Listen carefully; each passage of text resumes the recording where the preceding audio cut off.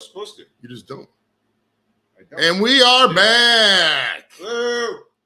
with another Square Table Degenerates. What's up, man? I'm Joe. We didn't go live yesterday, bro. Power was out. You're gonna get copyright. Copyright, nothing, pretty much. But listen, to Blake isn't here yet. He'll be here later. But we got Pat. Say hi, Pat. Hi. What's going on? Pat's cool. He's just like Blake, really, kind of single guys, middle age. You consider yourself middle age yet? I'm 42, so I don't know what Oh, age is considered. Yeah. I would say it's right in the middle, unless you live to like 108. It's kind of right smack in the middle. Say you live to 85. 42 is the halfway point, middle age. True. Oh, yeah. So there's absolutely no production value to this show. We're just getting high and no production value. Getting by. No production value. Right. I can do a show without production value. With no staff meeting. All right, so the no staff meeting, no production value show. Sure, at least a staff. I did dig some gummies out of storage, so if you guys want to pop a super chat, we'll do some gummies. You say it like it's like you got it out of the attic with like cobwebs hanging over it. Yeah. That's true. Oh, they're totally fresh. Change your name to Joey Inedibles. They were part of a big container. And I don't know how many people are going to watch today because it's what is it? I don't even know the fucking days, dude. The power was out. It's Saturday and it's nice out. It's Saturday and it's nice out, so I decided to stay indoors. Well, it's like this, man. The power was out. We go and see, I had that Ken Carmen interview on Thursday. Then me and the kids go to see the Barbie movie. And we come back and the power's out. And the power literally didn't come back on until about 4 hours ago. So I didn't get no YouTubing yesterday, none of that shit. You know what I mean? So I don't know, man. And you can't really do anything at the park because it's all flooded and shit. So we'll see. But welcome everybody to Around the World, from our living room to yours. Hello. We're cheers and tidings. We're about to smoke here in a second. Well, I'm about to smoke here in a second. It's like you're on your own. Yeah, blaze this motherfucker up. I'm just here for the ambiance. Pat's just here to get famous, bro. That's it. That's all I want to do. Hell yeah, man. Football season is like 40 days away. Training camp broke. So that's beautiful. Livestock Network. What is up, brother? How's life, man? Skinner. He's in the house. Angie is also in the building. Who else we got? Thank you, Uncle John is in the house too, and Drew is in the building. What's up, miscellaneous? I think that was it. Oh, Sam Lee was up here too earlier. So shouts to all the viewers. Shout, let it all out. This is about the weed we're about to smoke about or whatever. I don't know how that song goes. I'm talking to you. All right. So yeah, as you can see, we're just smoking weed, bro. There's really no agenda. I just really wanted to go live, to be honest with you, and I really want to. I don't think anybody was really live at the time, so whatever. I'm sure Thrash will go. We'll probably carry up to Thrash's and then go from there. We'll see what's up with it. I don't know. Thrash what now? Thrash is the guy out in Colorado. He'll probably go live at 6 or so. Oh. But it's like 3. We got plenty of fucking time. You know what I mean? We're probably the only weed show on right now. The only weed show across the world. Maybe some guy in Canada. But like as far as like regular shows, go live right now. Everybody else is outside, bro. We're in the house enjoying weed. So you, for those of you who follow Pat's travels on Facebook, you may know he just got back from Pittsburgh. I do. See a baseball game. What was is this your first time to PNC Park or no? No, I was there. I was actually there the year its inaugural season in 2001, so I haven't been there in 22 years. Now I've been to Heinz Field. How are the views? They got the thing I like about what Pittsburgh did with their stadiums. Great views. Like you sit in Heinz Field. Yeah, no matter where we. It was decent. I mean, our seats were pretty close to the field, so we had good seats. But I would imagine I've sat in. The last time I was there, I was sat. The other end. Because we were in the outfield, and I was in the. Last time I was there was an infield section, and then we had good seats there. We were a little far up. What I liked about looking into the outfield though is I want to say it's over the right field wall, where the river, and people park their boats and stuff, hoping for a home run and stuff like ball, like McCovey Cove, similar to McCovey Cove in San Francisco, except it was the Allegheny there. Yeah. Allegheny Cove. I don't know. Allegheny, Ohio, and the Susquehanna River. But yeah, no, it's a very nice ballpark. Very not a bad seat from at least in my opinion from the couple times. Pittsburgh's not a bad little town. Pittsburgh is similar to Cleveland. It's literally Cleveland East. Same fucking town. It really is. I mean, it's nice. I like their market. like their version of West Side Market. It's like an open area. I mean it's open there, but it's like it's it seemed a little more their outdoor areas seem a little more spacious, where the West Side Market is it's they have an outdoor area, but it's a little closed off. Like you have to go through. I gotcha. I don't know. It's different. Drunk Yard, what's up, brother? But there's pros and it's there's similarities, but I don't know. I like Cleveland a little better. I think. Oh yeah, maybe I'm being biased. But. Yeah, obviously.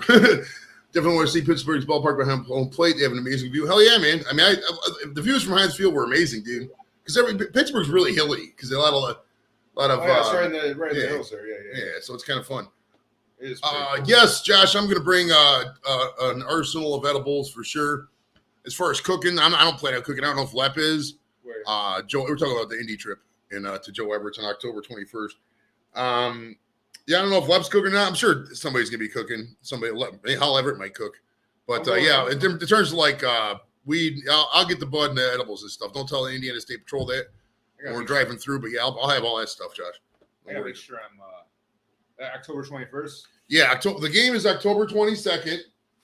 And we're going to drive down the morning of October 21st and just start at 11, just start fucking 11 a.m. I'll get clear with Joe Everett, see what time the earliest we can go down here. Whenever he gives us the green light, we're just going to go there and fucking block party, bro. Block party. So yeah, if you're out there and you're within a day's drive of Indianapolis, if you're like Chicago, Memphis, Cincy, Cleveland, Columbus, whatever, you want to come out and meet with us, October 21st, 22nd, we're all going to hang out on the 21st for the block party, and then the next day is the game. So if you want to get up early and tailgate with us and go to the game, that's fine. If you just want to leave, that's cool too. I have a vacation the week before. I'm going to see if I can do it in the middle of the week. Okay. Because I want to go to that game too. I got you, Josh. I'll bring up I'll bring an extra thing for you, bro. No problem at all. Are you driving down by yourself? No. I might. I'm not going with Hernan. You're not going with Hernan. Yeah, but if you want to go with me, that's fine. No, we'll see. The thing is, my one buddy that was here, McAvoy, he wants to come too. So we'll probably just go with Hernan. That's good that you're not going too much stress. Right. I mean, me and him in the car. That's me and you. Me, you, and him all in the same car. That doesn't. Well, Hernan's a lot. Hernan, you gotta take Hernan in doses because Hernan, he's like a fucking annoying toddler. You know what I mean? I'm just he saying, doesn't let shit go. He's an idiot sometimes. For one reason or another, you and I really get under his skin, and he also gets under our skin, and you just put the three of us all in one car, and it probably won't go well. I mean, me alone. Hell yeah. Got somebody coming over here in a minute. Who? Alex is stopping by. But yeah, so Indianapolis on October 21st. Definitely come out. Tell him not to park behind me though. Oh yeah, well he's just here for a second. He's not gonna stay. But hell yeah, man. So that's good. What else went on the past week? But yeah, the power outage just sucked, dude. It was like I said, I had that King Kerman interview. Went down to go see the barbecue with the kids, and they come back and the power was out. Yeah, literally just came back on 4 hours ago. So I think I already said that, but it's worth repeating. I would hope. I mean, the after actions report, I'm hoping it's not a staffing issue. I really think it is. I mean, people get on me for fucking, bitching about First Energy, but First Energy was a known corruption scandal. Like, they're known to not do shit. So I'm not. And I guess I didn't blame any linemen. The linemen did a great job. They're just doing what they got. They just need fucking more linemen. You know what I mean? You need a lot more people. Because it's like, dude, you can't just have power, not have people that not have power. What if somebody just went grocery shopping and there's $3 worth of meat gone? Don't they play Lucas Oil Field? That's a dome, right? Or is it retractable? It's a dome, I think. I don't think it's retractable, yeah. Lucas Oil Dome. Well, I guess we could ask. Okay, Google, is the Indianapolis Colts Stadium a dome? According to Wikipedia, the stadium features a retractable roof and a large retractable window on one end, allowing the Colts to play both indoors and outdoors.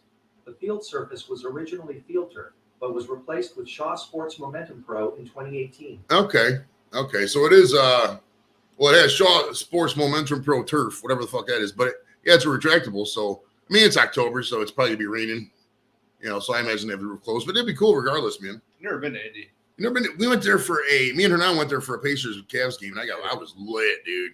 Yeah. I was fucking drunk. Back in your drinking days. Like, I was fucking drunk. Like, really drunk.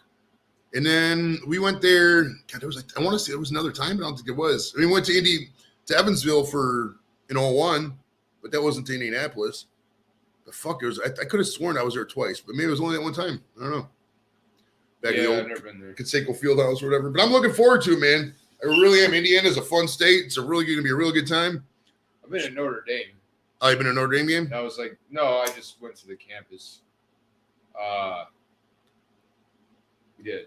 My dad and I, as part of this bus tour we were on, we did a tour of the campus. But that's like the extent of my Indiana time. Yeah, a lot of people consider Indiana drive-through country because, like, most people, a lot of people, they'll be like, "Oh, have you ever been to Indiana?" They're like, "Well, yeah, I went to the toll road," Yeah. and they'll drive from like Cleveland to Chicago. But like, I mean, it's not, you know, It's nothing to, no disrespect, but I mean, well, the Midwest as a whole, it's not a prime vacation destination. everything in the Midwest is the same. I mean, let's be real. Indianapolis, Buffalo, Chicago, Detroit, Cincinnati, Columbus, Pittsburgh, all the same fucking cities. Some are bigger, some are smaller. Chicago is Chicago is kind of a travel hub, but Chicago has its own issues. I mean, Chicago's a big Cleveland, pretty much. I mean, Chicago's like a mini New York. yeah, mini New York, big Cleveland. I mean, it's, I mean, any big city. There's no big city in the States that has any issues in the other big city. Oh yeah. Speaking of big cities and small cities, what's your take on the whole? Who is the guy? Jason Aldean. You ever heard about the controversy with the song? How manufactured was that? Isn't that some fake shit? Like, there's no way somebody really complained about like that. And they just did it. They know, because the number one thing that for marketing, dude, is controversy. I guarantee you they were just like, yo, CMT, say this is some bullshit, you know, and then we can get some more views out of it. And then boom.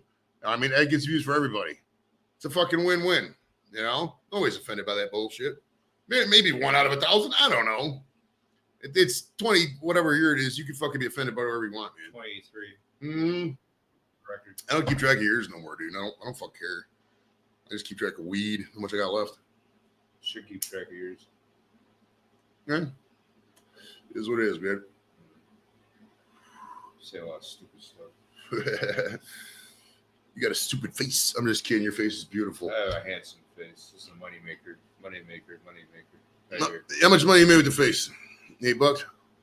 At least $8. At least $8. Right? Well, I haven't made any money with my face in this profession, but the other profession I'm in. Well, I mean, you were good looking enough to be hired by a company. I mean, like your place of employment. If you were like really super ugly and you had like an open fucking head wound and a fucking jaw that went like this and a hole in your cheek, they probably wouldn't take you on because you'd be scaring the customers. So at least you got that going for you. You know what I mean? I would say 95% of people in the country would be hired, you know, deemed acceptable. We got to be real. Like, some people just don't have the appearance to be hired for a job. If you got a fucking forehead tattoo that says fuck or, you know, balls or some shit, you can't be doing that. Yeah. Gary is supposed to be the most dangerous. Yeah, they say about Gary, Indiana, Camden, New Jersey, a couple other cities like that. Just random spots that are just supposedly so bad. I don't know. I mean, I got a buddy who lives up in Gary. This guy, Willie. I'm assuming it's just like any other spot. I mean, they probably got like some of the riffraff from Chicago heads over there, but it can't be no better or worse. I mean, I don't know. I suppose it could, but I mean, at the end of the day, people have to live in a spot. I mean, there's always people there, you know, so everything can't be a shooting. You know, it's like the Wild West. You ever wonder about the Wild West? Like, how much shootings do you think really happened? Like, really happened? Like, we glorify the fuck out of that, but I don't think it happened like that. I never think I would imagine countless. Got 16 beautiful people watching, man. Hell yeah. Yeah, if those just joining us, we got an arsenal of gummies ready to super chat if you want. And Blake should be joining us momentarily. I don't know. I think so. I don't know. I haven't really, he hasn't seen my message in a minute. Let's see if he's seen it yet. Blake. No, he hasn't seen it yet. He was doing some errands. Like running around, probably doing some paperwork or something. Maybe some, get some food. I don't know. I don't know what the guy does on the day to day. Sometimes I wonder. You know? You ever wonder about that? Like, what do some people do all day? Yes. Like, what the fuck do they do all day? Then I wonder that, and I realize I'm sitting in front of a fucking YouTube for 10 hours a day doing absolutely nothing. So then my wonder goes away. You know what I mean? How you feeling over there, buddy? I don't know. I'm tired for some reason. Yeah, I don't know if they have the bandwidth out there to do that kind of thing, Vanessa. Because you know how like Paul does it? He'll go live in the truck and just run around. I don't think he could do that because, like, where he drives, I mean, I'm not saying it to be mean. I just don't think they have the 5G in that area to really broadcast to YouTube. Jeremy, if anybody out there in that area knows, man, let me know if you could do that. Just out of curiosity. I don't think you can really. I mean, if it was, he probably would have done it. Well, maybe he just doesn't have enough gas. I don't know. I don't want to talk about the guy when he's not here. Josh should have been awarded the Wild West area. Yeah, I feel it, man. It would. I know there's some freedoms about it that seem cool, like just the cowboy thing and the open range and all that. But then you start really doing a deep dive into cowboy life. These guys didn't get paid shit. I mean, it's I don't know. I'd have been a cool sheriff maybe, but even then, the lawless part seems crazy to me. Yeah. If they didn't like you, they could just bring you up and hang you. I don't know if that was the true or not, but I don't think I would want to live during that time. There was a tale on the. I'll tell you what I would be in the Wild West. I'd like to be a bar owner. I'd love to own a Wild West bar. That'd be cool as fuck. Like remember Back to the Future when he went back and get the cold ass beer? That'd be sweet. But like there was a show on the History Channel called Real Tales of the Wild West. I used to love that show. Remember that? I do remember. They used to show different stuff, and they'd give the actual detail of it and stuff. Oh, he means by the way of life. Yeah. I feel it. Just out there in the open, yeah. I don't know. I'm so addicted to technology now. I don't know if I really could do it. It would. I mean, I suppose I could do anything. It would take a couple years of deprogramming, though. I mean, there's modern comforts I really like. I mean, I like air conditioning. I like blue jeans. I like Wi-Fi. I like being around many women. I'm not saying around women now, but you know what I mean? There's a bunch of women in the area. You know, if you're a cowboy, you're out there for a month on end. You're not seeing a fucking chick for days. I suppose if I had some women with me, it'd be a different story. I don't know. It says I should film a recumbent bike ride sometime. Oh, yeah. All right. So the fact that we didn't prepare for the show, well, it wasn't really a prepared show. It was a smoke weed and fucking get high show. So that's what we're about to do. You're about to do. Mm-hmm. You have a good time, buddy? Or you're bored? No, I'm all right. You all right? You sure? Okay. Let me go for a nice walk. Go for a nice walk? Yeah. Okay. Pat's getting ready to go for a walk, ladies and gentlemen. Well, not yet. Right. Hell yeah. See, well, you like solitude, Josh. You do. You're a solitude kind of guy. I like being around people. I do. I know a lot of people aren't like that. They're like, oh, leave me alone kind of shit. But I really like being around people. Just sitting around and talking bullshit and getting to know people. You know, what they're about, what their life stories was. I love that kind of stuff, man. I like being around people, too. Like, if they had a bar, and it was like a weed bar. You know what I mean? I cannot function at work if I'm not talking to somebody. I need to talk in order for the shift to go faster. There's this one dude I used to work with, and he never said one word to anybody.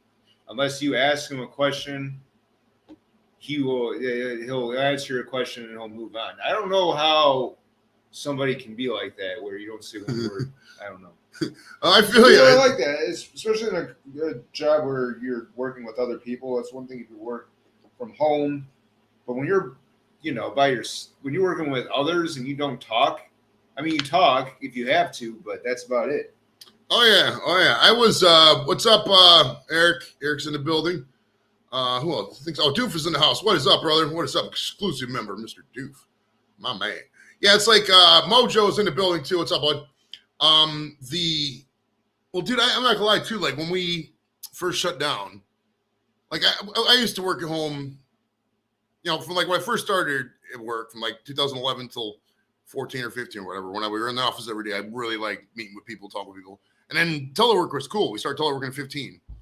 But we'd have to go in every Thursday. But Thursday was always fun because you'd be like, you meet everybody, say hi, go out to lunch with certain people. But then when it shut down, I really did missed just talking to people on a regular. You know what I mean? There was no talking to people anymore because everybody was just like so remote. I mean, there's just a name on a screen now. It's not a personality, not a soul. I mean, I still got connections because I still know people from, pre-pandemic. But it's like, it's never going to be the same either. I mean, it's all going to trend towards remote. So I do miss that kind of part. But yeah, so I feel that's why I like during the day, I'll just watch people on YouTube. It's just another voice to talk to or, interact with, that kind of stuff. Mojo moved to Mississippi, Catawba, Mississippi, I think it's called, or Menipalopi. I don't know what the fuck the name of this town is. But we're smoking weed, I know that much shit. But yeah, I feel you on the talk with people, dude. I just, Well, I'm a talk show host too. This is a talk show. We talk. This isn't a fishing show. This isn't a barbecue show. This isn't a show about video games. This isn't a show about fucking wrens. I like wrens. They're a pretty bird, but it's not a show exclusively about those. If you guys want to talk about wrens, we can. I like wrens, but it's just a talk show. We talk.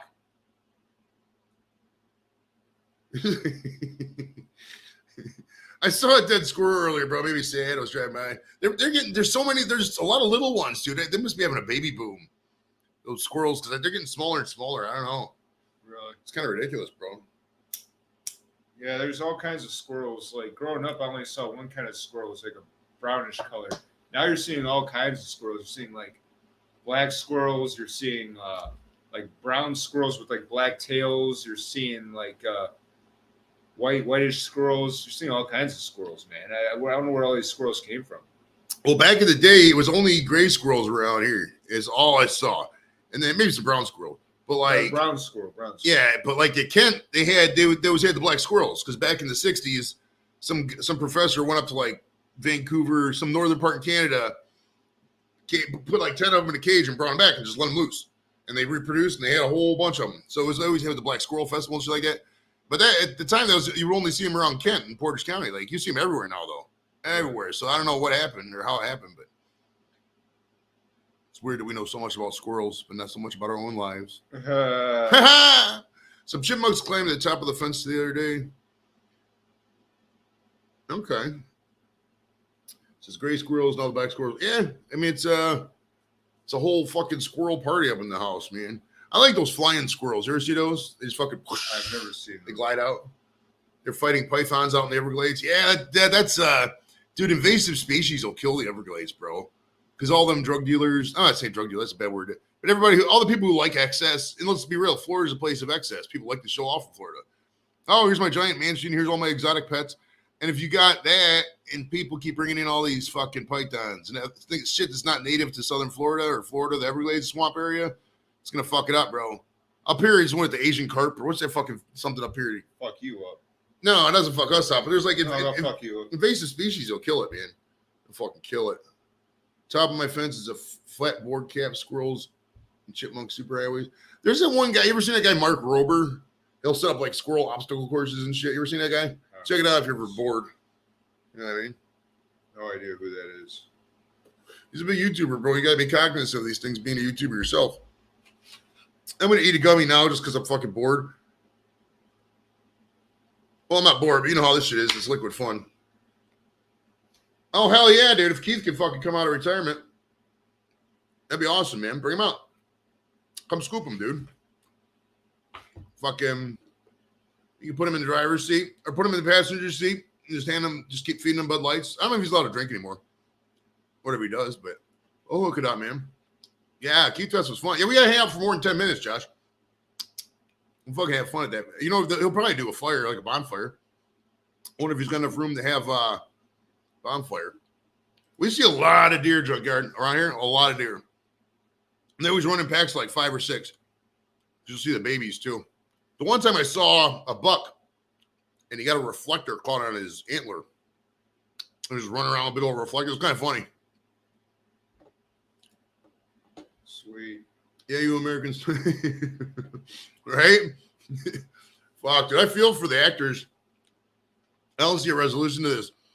And there's been many people who have been on the show who are affected by this. I mean, pretty much anybody who's been on the show that's done a movie has been affected by this.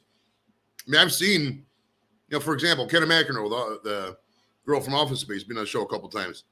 She was sharing on Facebook her stubs from the actor or whatever. It's not even like a payment. It's like a reverse withdrawal. It's like you pay your dues and they just refund dues like that. It's, man, fucking Hollywood's jacked up, bro. Jacked up. Oh, shit. Paul Wright is in the building. My man. It says, how about we get the guy who makes it 25? You could. I mean, at the end of the day, it's just a slimy mess. Like, I mean, I could make it the world's biggest cookie or whatever, try to, but it's like, you know, you need a big fucking oven for that. You need a lot of patience. I don't know. It's one of those things you got to do it. Says we can call this show the BJ Show. Well, not over here. You know, like getting their dick sucker on this motherfucker. Told them to go down there and get him. Hell yeah, man. Everybody's invited. Anybody wants to come out. Jules. Tip of the cap. I always got to tip the cap to Jules. Darwin, how you doing? Gray squirrels belong in the deep freeze. I don't know if I can eat squirrels, dude. There's no way. I mean, I suppose if I didn't know it was seasoned right, but like no. at that point, dude, I mean, What region does that? I don't know, Appalachia. I mean, there's some people like those guys who, what are they call homesteaders and shit. The guys that live off the land, they probably eat the squirrels, you know. I would imagine so. Walmart sells whistles. You all in the truck scares you. Oh, okay. I don't feel sorry for the actors who've been overpaid for decades. Well, yeah, I feel sorry not for the big actors. I mean, it's like people in the background and bit players, and just there's the income is distributed in Hollywood is just so ridiculous, and that's why they're striking. Like, imagine if I'm trying to think of a good corollary for you, so you can grasp what I'm thinking here, so I can say it. But like, imagine it's like an Uber driver kind of. If they're Ubering customers around, they're getting paid, but if there's nothing there, they're not getting paid, and that's how it is for Hollywood. Like, they'll say there's a series, like for example, Ted Lasso. We just had Jeremy Swift on. During the season, the writers will get paid, but after that, there's nothing and there's no benefits. You know what I mean? So it's like and I don't want to turn this into a benefits discussion, but like, I mean, you shouldn't have people who are basically the heart and soul of multi-million-dollar or billion-dollar franchises being on, in social programs. It's not the way it should work. All right, I am hearing from Blake. Okay, so he's waiting for his Wi-Fi to come back on. Okay, bro. Come on when you are ready. So Blake is within 5 people. It says waste not, want not. I need a squirrel. Oh yeah, if you're starving. I mean, that's the thing, Jules. I'm not gonna. I mean, pretty much anything above a mouse or a rat is in consideration. When you're starving. But I mean, we'd have to fall so far in America. I mean, my goodness. Like even in there's barely places in. There's not many countries. Well, I can't say that because I think in China they have those kind of markets, but I don't know. I'm not an expert. We're waiting on him. He says his Wi-Fi. He's waiting for his Wi-Fi to kick back on. So welcome also, Captain Sir. Yeah, but we're waiting for Blake's Wi-Fi to kick in. Avid hunter since the early 80s. It says squirrels run diagonally up a tree, just they make a noose and hang themselves. Rabbit is amazing. I've had rabbit stew before in the past. I'm not saying it's bad, but it's like when other stuff is so just readily available, I just don't see. I don't know. I'm not gonna hate on it. It's just not for me. Yeah, it's what you're saying here, Vanessa. Wait, God damn it, chat's moving fast. Yeah, you don't need to be starving. I know a lot of people do it. I mean, some people just like showing off their cooking skills and being adaptive with it. We had to watch the epic fall Star Wars. Yeah, that's dude. Don't get me started on Star Wars 8. Do not get me started on Star. No, yeah, it was 8 because I even seen 8 was so bad I didn't even see 9. 9 could just jump out a window. I have no patience for that, none whatsoever. I don't give a fuck. I have not seen episode 9 as well. Nobody's gonna see it after the abomination. People have seen it. Don't speak for other people. That's true. Just because you haven't seen it, that's true. You don't make up. Yeah, I'm not everybody's viewing habits. Population. All right, I bet you there's more people who haven't seen it than have seen it. Probably. And if you just include Star Wars fans. I'm not talking about the whole public. The whole public is only a little bit because only so many people are into sci-fi. But if you take original Star Wars fans of the original trilogy, I bet you who have seen the original trilogy I would say it's like that much who saw episode 9, maybe 20%. I mean, I used to get in arguments. There was this guy, Tom, out in New York. He produced some show in New York. I don't know if he must have blocked me by now, but he would post about how great Star Wars was. And I was just like they were talking about the later episodes. And I would just call him out and be like, dude, this is garbage. This movie wasn't good. It wasn't good. So don't sit out there and defend bullshit. And I get a lot of it was that the original trilogy was so good that it's hard to replicate that. But this fucking episode 8 was just fucking trash. It was fucking trash. Brian, what is up? How's it going, Brian? How you feeling, buddy? Blake's new haircut. Yeah, wait till you see Blake's new haircut. He shaved that fucking shit. I still contend that all he did was take off his fucking thing, his rag, and his hair was like that the whole time, but I don't know. Can't remember when went the last time in the theater to watch a movie. I've been twice in the past week, actually, which is kind of funny. Because we saw Barbie yesterday and we saw I'm a Barbie girl. God, they played a remix of the Barbie Girl song at the end credits. Oh God, it was fucking horrible.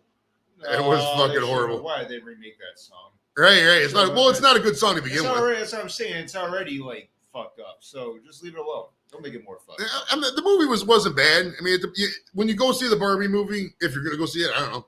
No. If you're a guy, you gotta take these pointers in it. You have to keep in mind this movie's made for girls, made for women. It's not made for guys. Like that's from the outset. They make that clear. It's like Fight Club. Fight Club's not made for women. Fight Club's made for guys. I mean, so it's a girls' movie. It was directed by that what's her name, Greta Gerwig. Yeah.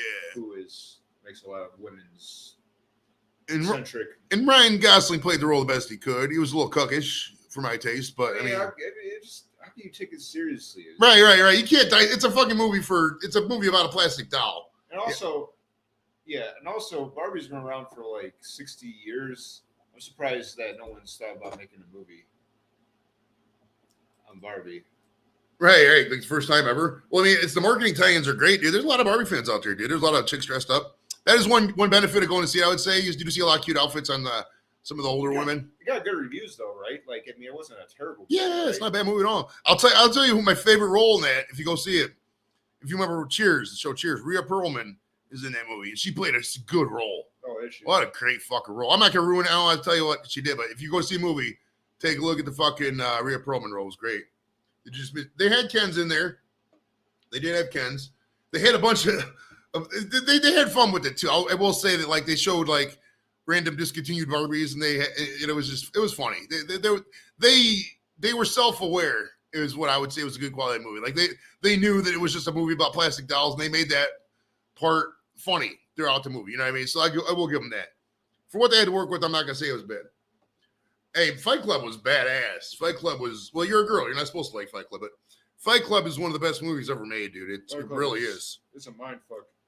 It's a great movie about the excesses of consumerism and just society and in our nature. You know what I mean? Definitely.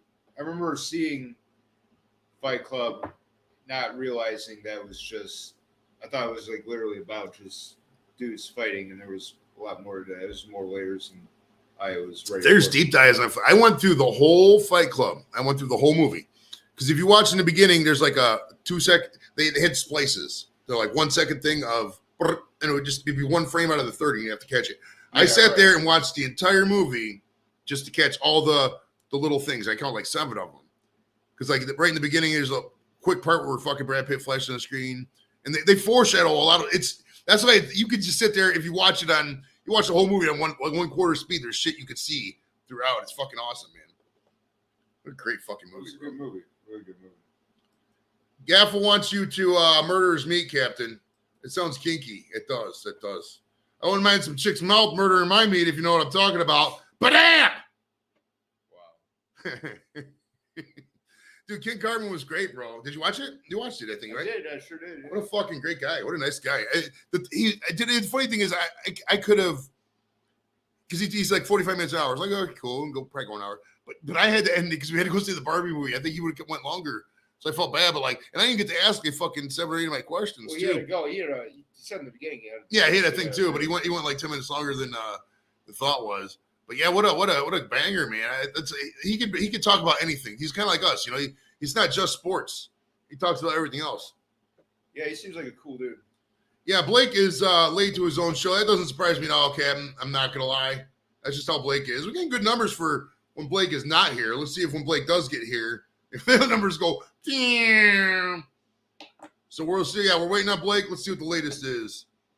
Bro, here just waiting on my Wi-Fi to come back in. Okay, so he probably cycled the Wi-Fi, turned it on, turned it off. And it's hot down there. Maybe his router melted. I don't know. We'll have to see. But yeah, nobody's surprised. To be fair, I kind of threw it on him. This wasn't like a 3 or 4 day planned out thing. It was kind of last minute. But and I don't know what errands he had to run. I told him, to his time, and he seemed amicable with that. But he's a little late. It happens. It says rather fly to California and watch my son race, honestly. Yeah, fucking, well, California, I don't know if we're going to go to California. I think we will meet up in Vegas eventually, though.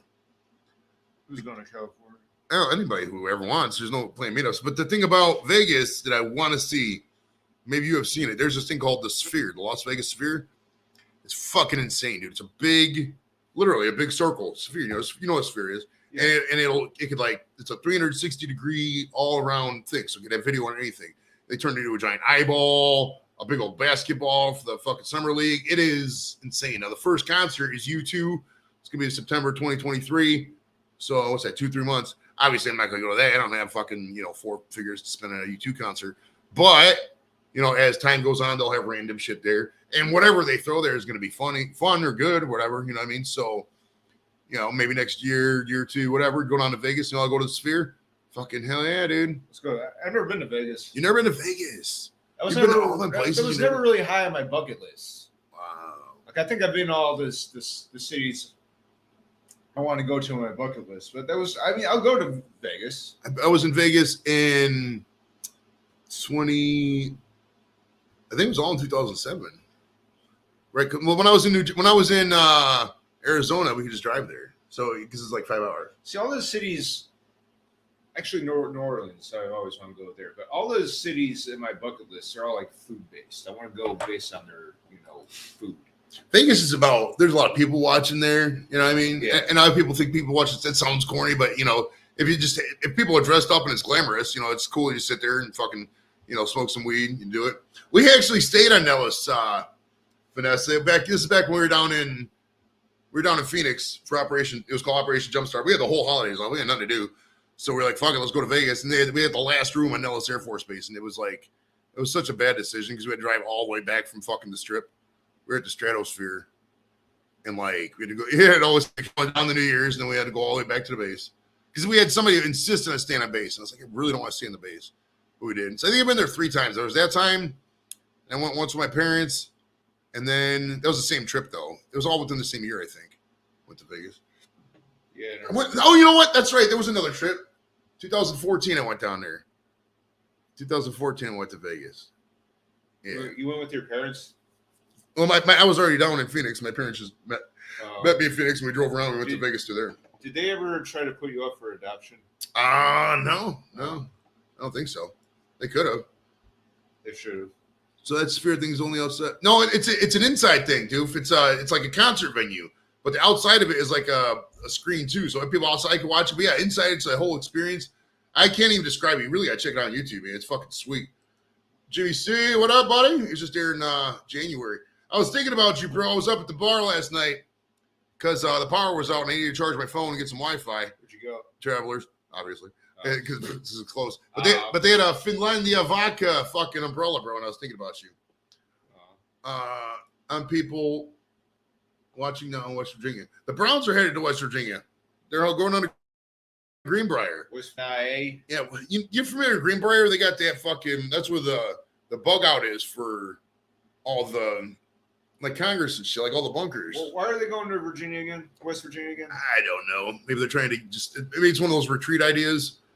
Somebody, maybe some rich guy down there paying them to hang out. I have no clue, man. I've never been to training camp. I like to go. It's okay. I've been there a couple times. The thing about training camp is it's so fucking hot. Yeah, dude. It's usually because it's right in middle August. And it's like 90 degrees, and it's like you can wait around for autographs, and they just do drills. It's like watching. It'd be like me watching you work. Is the kind of the vibe. Would it be interesting for a little bit? That's what an NFL game is. You're watching them go to work. Well, not like, it'd be like, different. I don't know, in a little way, yeah. I have never seen the movie Wrong Turn that I remember. I don't know that movie. I don't know. All right, let me get caught up in chat here. You have 2 hangy things, Jules? I think he's talking about Jules' tits. Alex, what's up, buddy? What is up, kind sir? Is he coming? Oh, that's Alex. That's a different Alex. Oh, I do gotta watch my phone. Shit, because other Alex did say. I told him. Oh, not yet. He's coming from the east side. The governor owns it now. Who's that? Hernandez brother? Yeah. What does the governor own? I forgot. Oh, we're talking about West Virginia, I think. Oh, Greenbrier. Okay. They left Joey at the Grand Canyon. I've been to the Grand Canyon 3 times. I went once with my parents on that same trip, and then twice when we were down here. Because it was funny, dude. Because if we had days off, which were all the time, because we were based in Phoenix, and our job was to run people from the airport in Phoenix to the downline stations when they got here. So we either, drive them down or take a bus, depending how big the unit was. And if there was nobody cycling through, we had nothing to do. So we would just, go on vacations and shit. And they didn't like check the miles of the cars or anything. So it'd be like, oh, we're bored. We want to do, let's go to the Grand Canyon. Boom. And that's how it happened. Me and my friend Crystal, I wanted to go originally to the Four Corners because there's like a place up there where the 4 states, the 4 corners, they call it. But man, that's in the middle of fucking nowhere, dude. So we were just driving north. I was like, fuck, you just want to go to the Grand Canyon? So we just took a left and went to the Grand Canyon. Yeah, I got to make a little. Oh, yeah, you're fine. You're fine, bro. You're fine. Take off, man. I'll holler at you. All right. All right, ladies and gentlemen, Pat is leaving us. Rest in peace, Pat. We'll see you, buddy. Bye, everyone. Thanks for tuning in. And don't forget to get infected. Bye. Yeah. I'll go to the more in-close camera. Well, I can say I stay in that camera for a while. Well, I'll just adjust it here so you see more of your boy. Yeah, because this camera is better on the eyes. I do know that. We're still waiting on Blake. I'll tell you what. Let me drop the link because I want to talk to myself. So if anybody wants to come, I didn't pay for Blake's appearance fee. We'll see. But if anybody wants to come up, more than welcome to. All I ask is that, nothing really. I don't give a fuck. I think Alex is here as a car in the. Oh, he's here right now? All right, cool. So somebody come up and carry it for a couple seconds. Anybody, come up. We're waiting on Blake. That's what it is. Blake will be here soon, I think. I don't know. How long does it take for Wi-Fi to turn on? Up there. Man, you know how long it would take to get a refund out of Blake? Fuck. What do you mean a refund? Oh, he's just joking. He said if you paid Blake an appearance fee, Oh. I really got to take a leak to it. So somebody would jump up. I suppose I could just play the fucking Be Right Back music. Just play that. All right, yeah, we'll be right back, guys. I gotta fucking use a can and Wait for him. well, hold on, dude. Yeah, that's cool, Captain. I have no problem with that, sir. No problem at all. Let me find my Be Right Back music here. Hold on, let me see what Blake says. Alex says, where is Alex? All right, come inside. Come inside garage. All right, now we are gonna play the Be Right Back music because it is what it is. Hold on. I gotta go back to the original one. This might take me a second. I don't want that up there. Where's my Be Right Back? Here we go. All right, be right back, guys.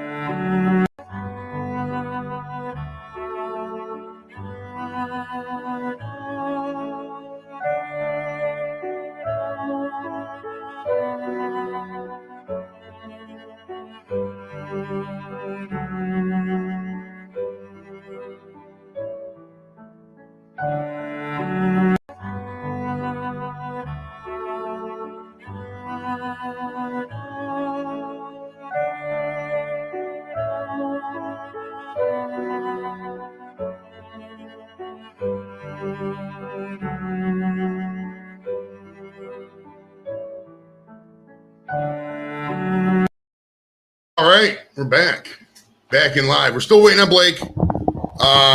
Yeah, if anybody wants to join, man, fucking hit the link and come up and talk to your boy. I'm not opposed to it. I like it. That was actually, hey, that's a good one. Somebody guessed the music. You guys heard that? What was the music? Somebody should know it. It's fucking stock music.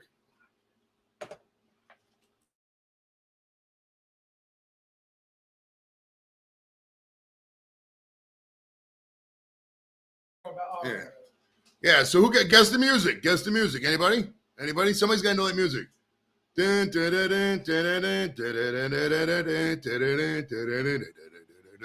It's a classic song. It's classic. If you know music and you're classy, somebody's out. One of you classy motherfuckers got to know this shit. Somebody out here is classy. You know? Somebody got to know it. First person to know it gets a thumbs up. Right now. Anybody. Somebody's got to know it. I'm playing for a fucking good 3 minutes. You guys got to know it.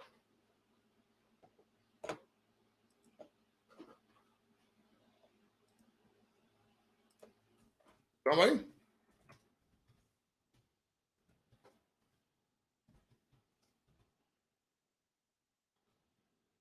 Anybody? No, it's not Mozart. It's not Mozart. All right, since I know nobody's going to get... Yeah. Oh, he got it. Cody got it. You were the man, bro. Hell yeah. Classy motherfucker, bro. Kennedy D is one of the best fucking songs ever written or whatever the fuck. Or is it a song? Did he? I don't even know. Fuck. Mad thumbs at Cody. Check out Cody if you can, guys. If you're not... Cody, are you a YouTuber or just a fan? I don't even know. Hell, I don't even know if I'm subbed to Cody. I'll have to check. But mad props to Mr. Cody for getting the impromptu trivia question right. You're a gentleman and a fucking scholar, bro. I love it. All right, we're still waiting on Blake. Where is he? I don't know. That was 19 minutes ago. I guess. Oh, my camera's still good. It says husband's almost did me an ass yet. They're talking about something in the chat. I don't know. At the end of the day, just smoke weed, man. Oh yeah.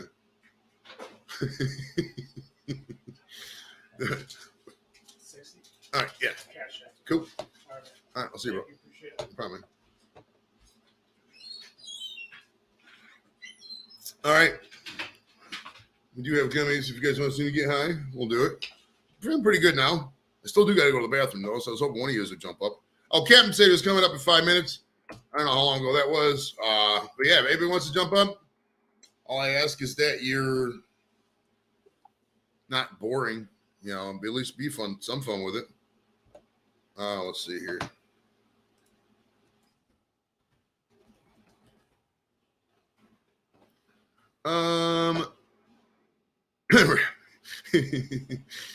Right. So, Cade, brother Cade, what is up? What is up, man? Time to smoke. Right? Because that's what we do. My goodness, man.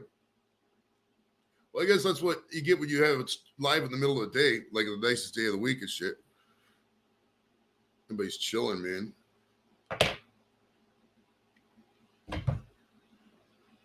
Let's see. It's 9 o'clock in England. How you guys feeling over there? Is it dark yet? I know a lot of you are dark. I like the British humor. It's darker. The reason British humor is darker is because the fucking sun never comes out. It's got to be darker. The shittier the weather, they're going to let you guys know a little secret. The shittier the weather of a community, the fucking darker and funnier the humor is. That's why you get so many fucking people out of Canada, bro. There's a lot of Canadian comics. It's because you got nothing else to do but play ice hockey and fucking freeze. So you got to make the best of it. So that's why there's a lot. I mean, that's just a fact. I bet you if you go to Iceland or Greenland, the motherfuckers are funny as fuck, bro. Shit.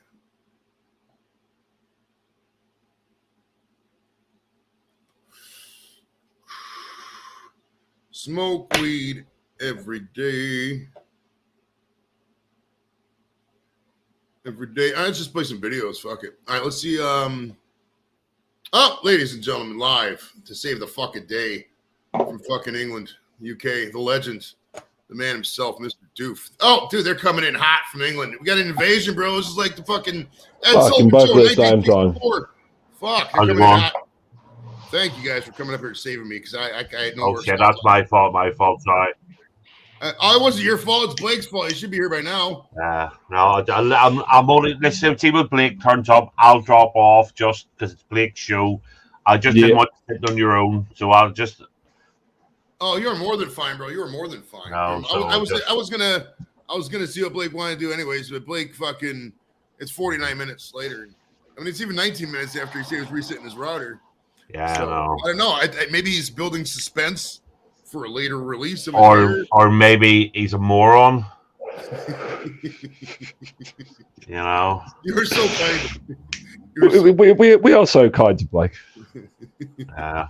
Well, actually, no, Captain Watch Out, otherwise there'll be another Blake week. The only thing I want is him to turn up relatively sober for a change, because relatively sober Blake is very interesting, very likable. The UK invasion persuasion, Jules calls it. Sorry for all the noise, but yeah. It's been pissing down here all fucking day. I was about to say, how's the weather in fucking Ireland? That's just fucking mist and rain and everything. Ladies and gentlemen, live with the big reveal, it's Mr. Blake TV. Finally, I have internet. What's going on, guys? Cheers. Happy Saturday. All right, so let's get this out. Who do you guys think? You know what's funny is the big reveal came at the exact peak of viewers for the show. That's great. Who do you guys think Blake looks like right now? A mix between God and Stone Cold Steve Austin. No, definitely no Stone Cold. Maybe like a Gilbert. Oh, fucking. Who's that bloke from Flash Gordon? Ming the Merciless? No, he is looking more and more like Chum Lee now from the fucking... The Pawn Stars? Pawn Stars. Got a bear in your house, motherfucker? I will say, Blake, I'll tell you what, buddy. I might actually shave all my hair off like next month. I shit you out to, man. It feels good, brother. Ew. Yeah, but look at the receding hairline. Captain Doof carry the show for about 5 minutes. Absolutely. All right. I told you. 1 second. What's up? I nearly fell into the house because the front door. Go for it, dude. Shit, man. You'll be digging the bitches off of you with a spatula. You know what I mean? Yeah. Get back. You know? Sorry about that. I told you last night, you shoot it, and you even shoot it better now because you fixie all this. Honestly, it looks better. But I know what it's like because when I first shaved my head years ago, yeah, you're looking at it, you're going, what did I do? I'll guarantee you within a week, you'll love it. And what you'll find, see when you have your monthly shower, right? See when you get out and you just go like that and you're dry. You'll love that. And honest to God, when I go for a shower now, I mean my hair takes about 4 hours to dry now. I know the feeling, brother. Yeah, that's what it. Captain, do you suffer with curly hair? Not particularly, no. No. My hair is actually really fine. Believe it or not, it's really super fine. I don't have that. You know, I'm not trying to be cheeky, but I have no receding hair anywhere. I fucking. No, I don't know what you mean, mate. None of it my family, but see my greyness. My dad, I don't remember my dad having anything but a full head of white hair and all. Both his brothers were the same. We all went grey. I've been going grey from I was 17. Livestock says I look like the old wrestler Bastion Booger. That's a fucking dig if I've ever heard of one. But hey, I appreciate it, brother. No, Blake. There's a current wrestler in AEW. Oh fuck! He was in WWE as like a bodyguard for someone. Ah shit, I don't know, bro. I can't remember. I don't know. It's been too damn long. Yeah. But no, man, you're looking good, Blake. I appreciate it, brother. Well, I'm just trying to stay sexy like you two fuckers, you know. Hell, I have to compete with you and Captain, man. Shit, you know. Captain. You know when you said he was okay when he was sober. I don't think Blake's sober. He just called us fine-looking gentlemen. Well, he just called me a fine-looking gentleman. Put your hand over your ears. He wasn't supposed to hear that. You take him off now. Yeah, right. So see when Joey comes back, I'm going to drop off and just leave it to you and Joey, okay? Because it's supposed to be you and Joey. Yeah. So I only jumped up because you were nearly an hour late for your own show. I've been here the whole time, man. My Wi-Fi just bit the dust. I do appreciate the. I'm going to drop down and just leave you to it. It's your show, so thanks for saving me, you both of you. You can stay up if you want. Whatever, it doesn't matter to me. No, I'd drop off. So I'm just I'll watch this for a bit. I have other stuff to do. Just let me just come up and put the bloody computer on because you were sitting on your own, and Pat was leaving as well. So, so enjoy, have a good show, and I'll try and keep an eye on it. Okay. All right, All but right. remember the Alamo. I love you, man. How can we forget? So, right. Right. Yeah, Everybody's yeah. been fucking people you heard about the Alamo. Um, Now, the funny thing about the Alamo, Joof, I don't think Blake, have you ever visited San Antonio? You ever seen the Alamo itself?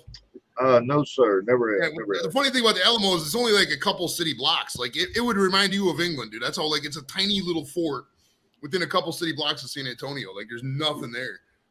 Oh, I heard John Wayne's still messing around there. Is that you, John Wayne? Is this me? Yeah, I mean, John Wayne's the greatest actor of all time for one reason. Every fucking movie, he'd light up a cigar, take about 2 or 3 hits, and let's go get him, and just throw that motherfucker down. You know what I'm telling you, how many buildings the man burned down? You know, every fucking movie. Let's go get him. Yeah. Ooh, that's a good question. What's the best movie fire start you've ever seen that you like? I'll go first. My favorite is when Bruce Willis flicked that cigarette butt and they caught that plane on fire. That was cool as fuck. Now, what you got? Anyone that'll top that?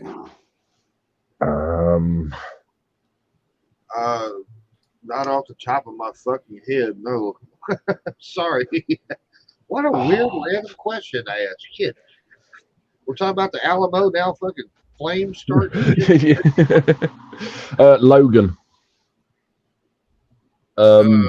Wolverine? Yeah, Wolverine film when he just slashes the floor like.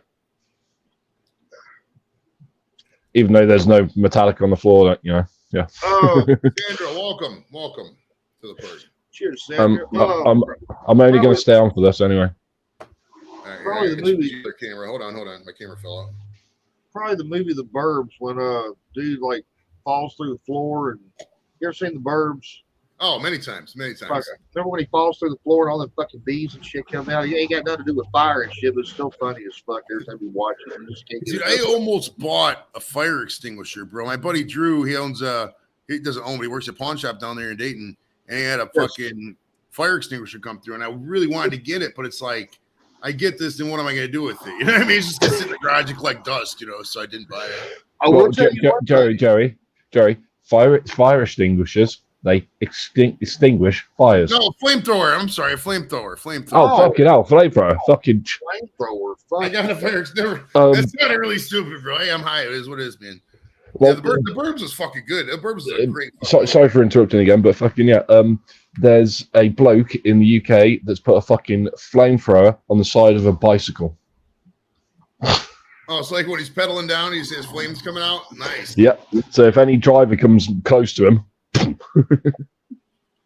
I know an old boy from when we were kids. When we were kids, you used to put spark plugs in your exhaust pipes and run the wires to it. And once the RPM got like 2,000 or 3,000, you could hit the switch and the flames would shoot out the back of that fucker.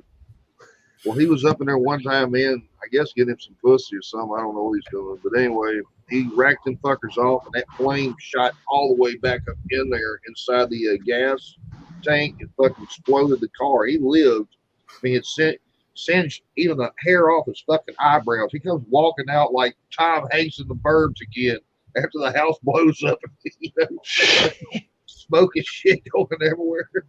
So, Blake, do you remember a movie? It was set in the 50s.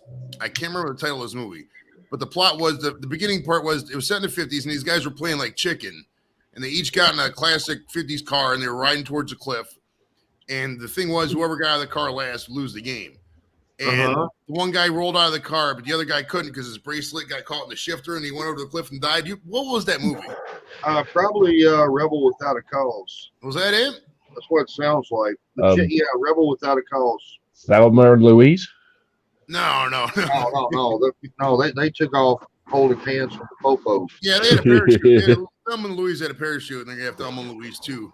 I just had a homie holler at me on Facebook. I'm right. It's Rebel Without a Cause. Is it? Yeah. Okay. Yeah. Good shit, man. Good shit. That was a good one, man. What a great movie. Buddy, I know you're glad to have power back. When I ain't got power for 12 hours, I'm a miserable fucker. You was out there Dude, I'm not gonna lie, bro. I was feeling it. I'm so happy right now. And I literally anything. Today's like a fucking Cloud9 day. Like yesterday was miserable, dude. I had to call off work. Like I don't have that kind of leave, you know what I mean? I do, but I don't really want to use 10 hours of leave just because the fucking power went out, you know what I mean? And it's You don't like, really you don't really appreciate the shit till you ain't got it. Then all of a sudden it's like, gosh damn, I wish I could turn on that air conditioner. Fuck, I even watch some world news right now. Damn, I'd take one for the team. You know what I mean? So right? That's why I went to the bar for a couple hours, just because I was like needed to charge my phone. So, and I had to charge it fast, so I couldn't sit there and use it. So I just kept it on the thing, and I sat out in the patio and just smoked cigars and shit. And I was just bullshitting with people who came out there. It was a good time. We met a couple fun people and shit like that, just chilling. that's You know cool, what I mean? man. That's So, can you guys get like government grants for like solar panels and stuff? Or Yes. Oh yeah, it's huge. Yeah. It's huge. But the results are mixed on solar from what I've gathered. Like I don't think it's a good investment from what people tell me. And besides the tax credits, it's like really a bad investment. You know what I mean? And it's funny because like Squirrel will tell you he like gets calls and just cold knocks for this shit. These solar salesmen or whatever, like all over the place because of the government grants and whatnot.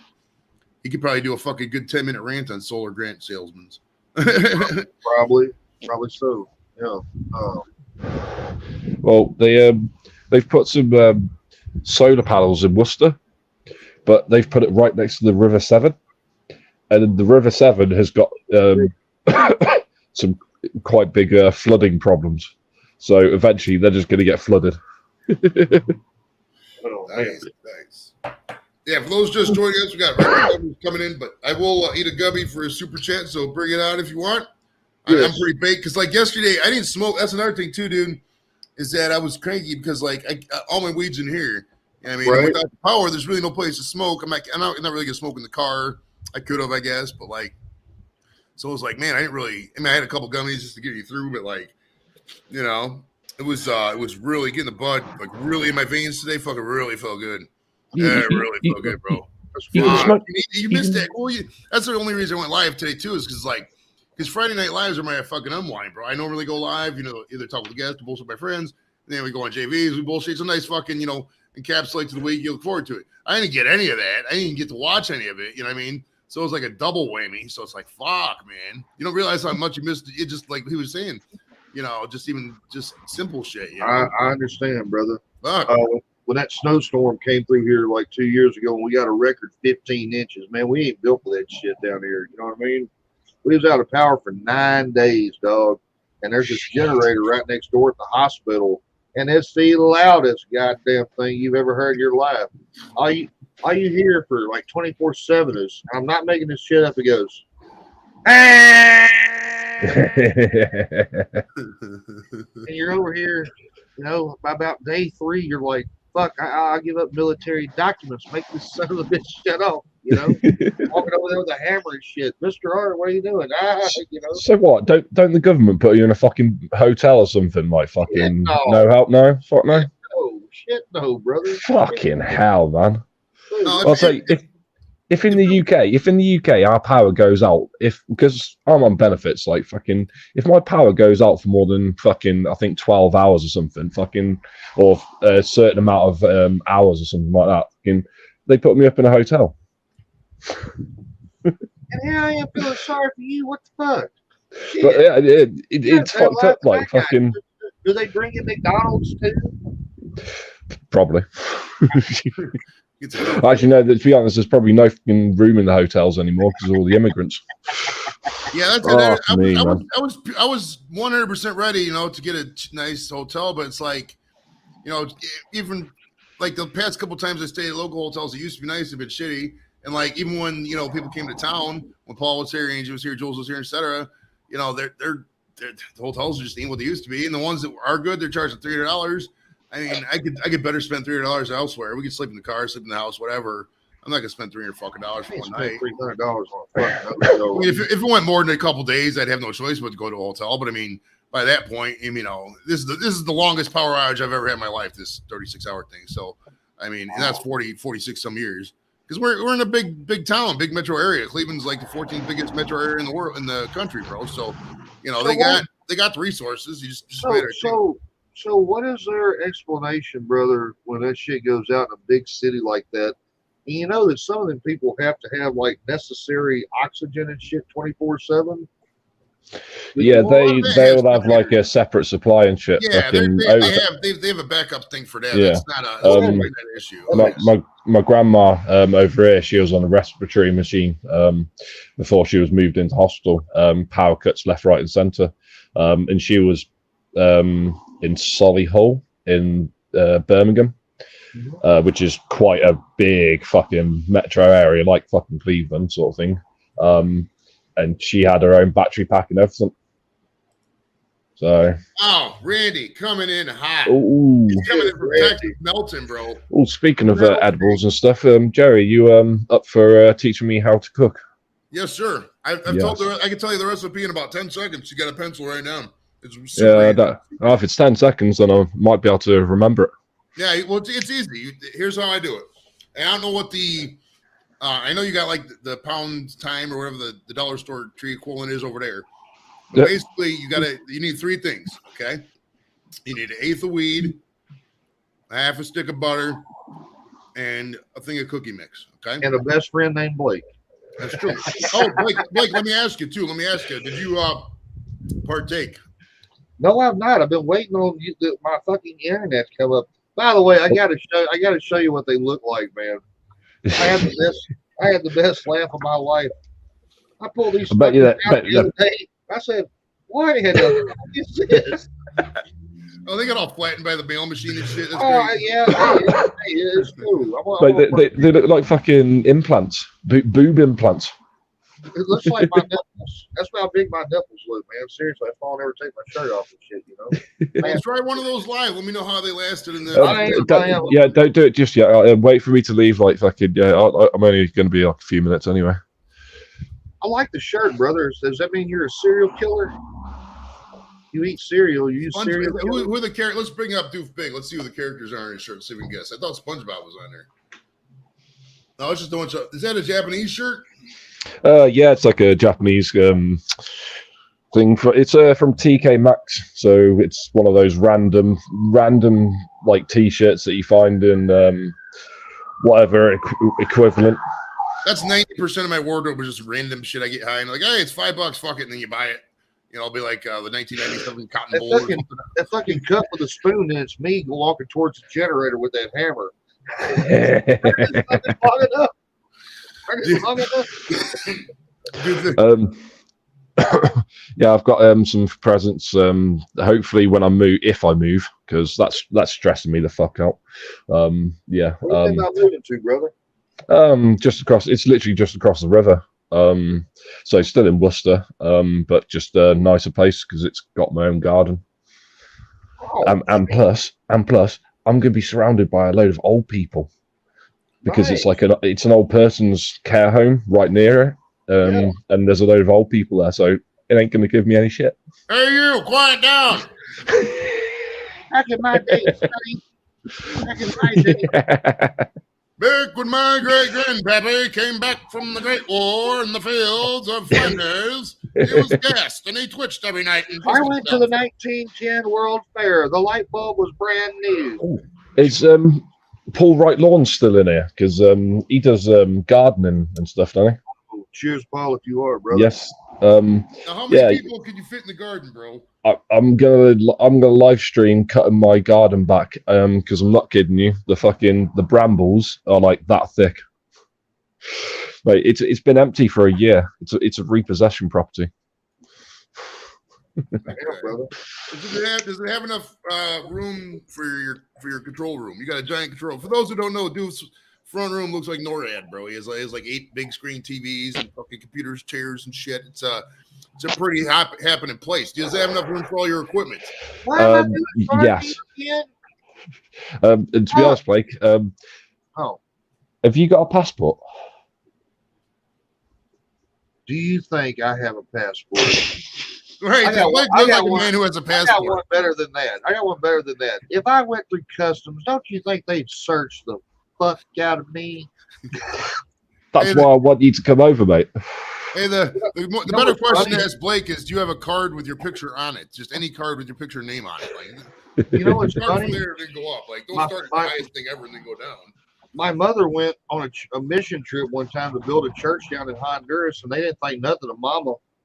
Mama snuck 2 of these bastards back through customs, fucking polos and shit like this. I was like, now how the fuck did you get through customs with this motherfucker and shit? Here I am. Yeah, we got a pothead over here. Come over here, Blake. Let's frisk you down. So, But the TSA will just go, just put a cap on it, it'll be fine. I Some know, customs right? is funny. The funniest customs, dude, is Qatari customs. So I don't know why, but like when we were going from the States, we landed in Germany first, had a couple hours on the ground in Germany, and then we flew from Germany to Qatar and you have a couple days in Qatar. When you land in Qatar, you got to go through Qatari customs. And I shit you not, the guy behind the customs machine, for some reason we had to put all our shit through a scanner or whatever. I don't know. This guy was literally like this in a chair, sleeping. Stuff was going by. He wasn't looking. He was just out cold because they don't give a fuck over there, dude. That sounds like Newquay Airport. It's sort of like a military airport, but passenger planes can go in, but it's only national planes, so like inbound plane sort of thing. Fucking in the UK.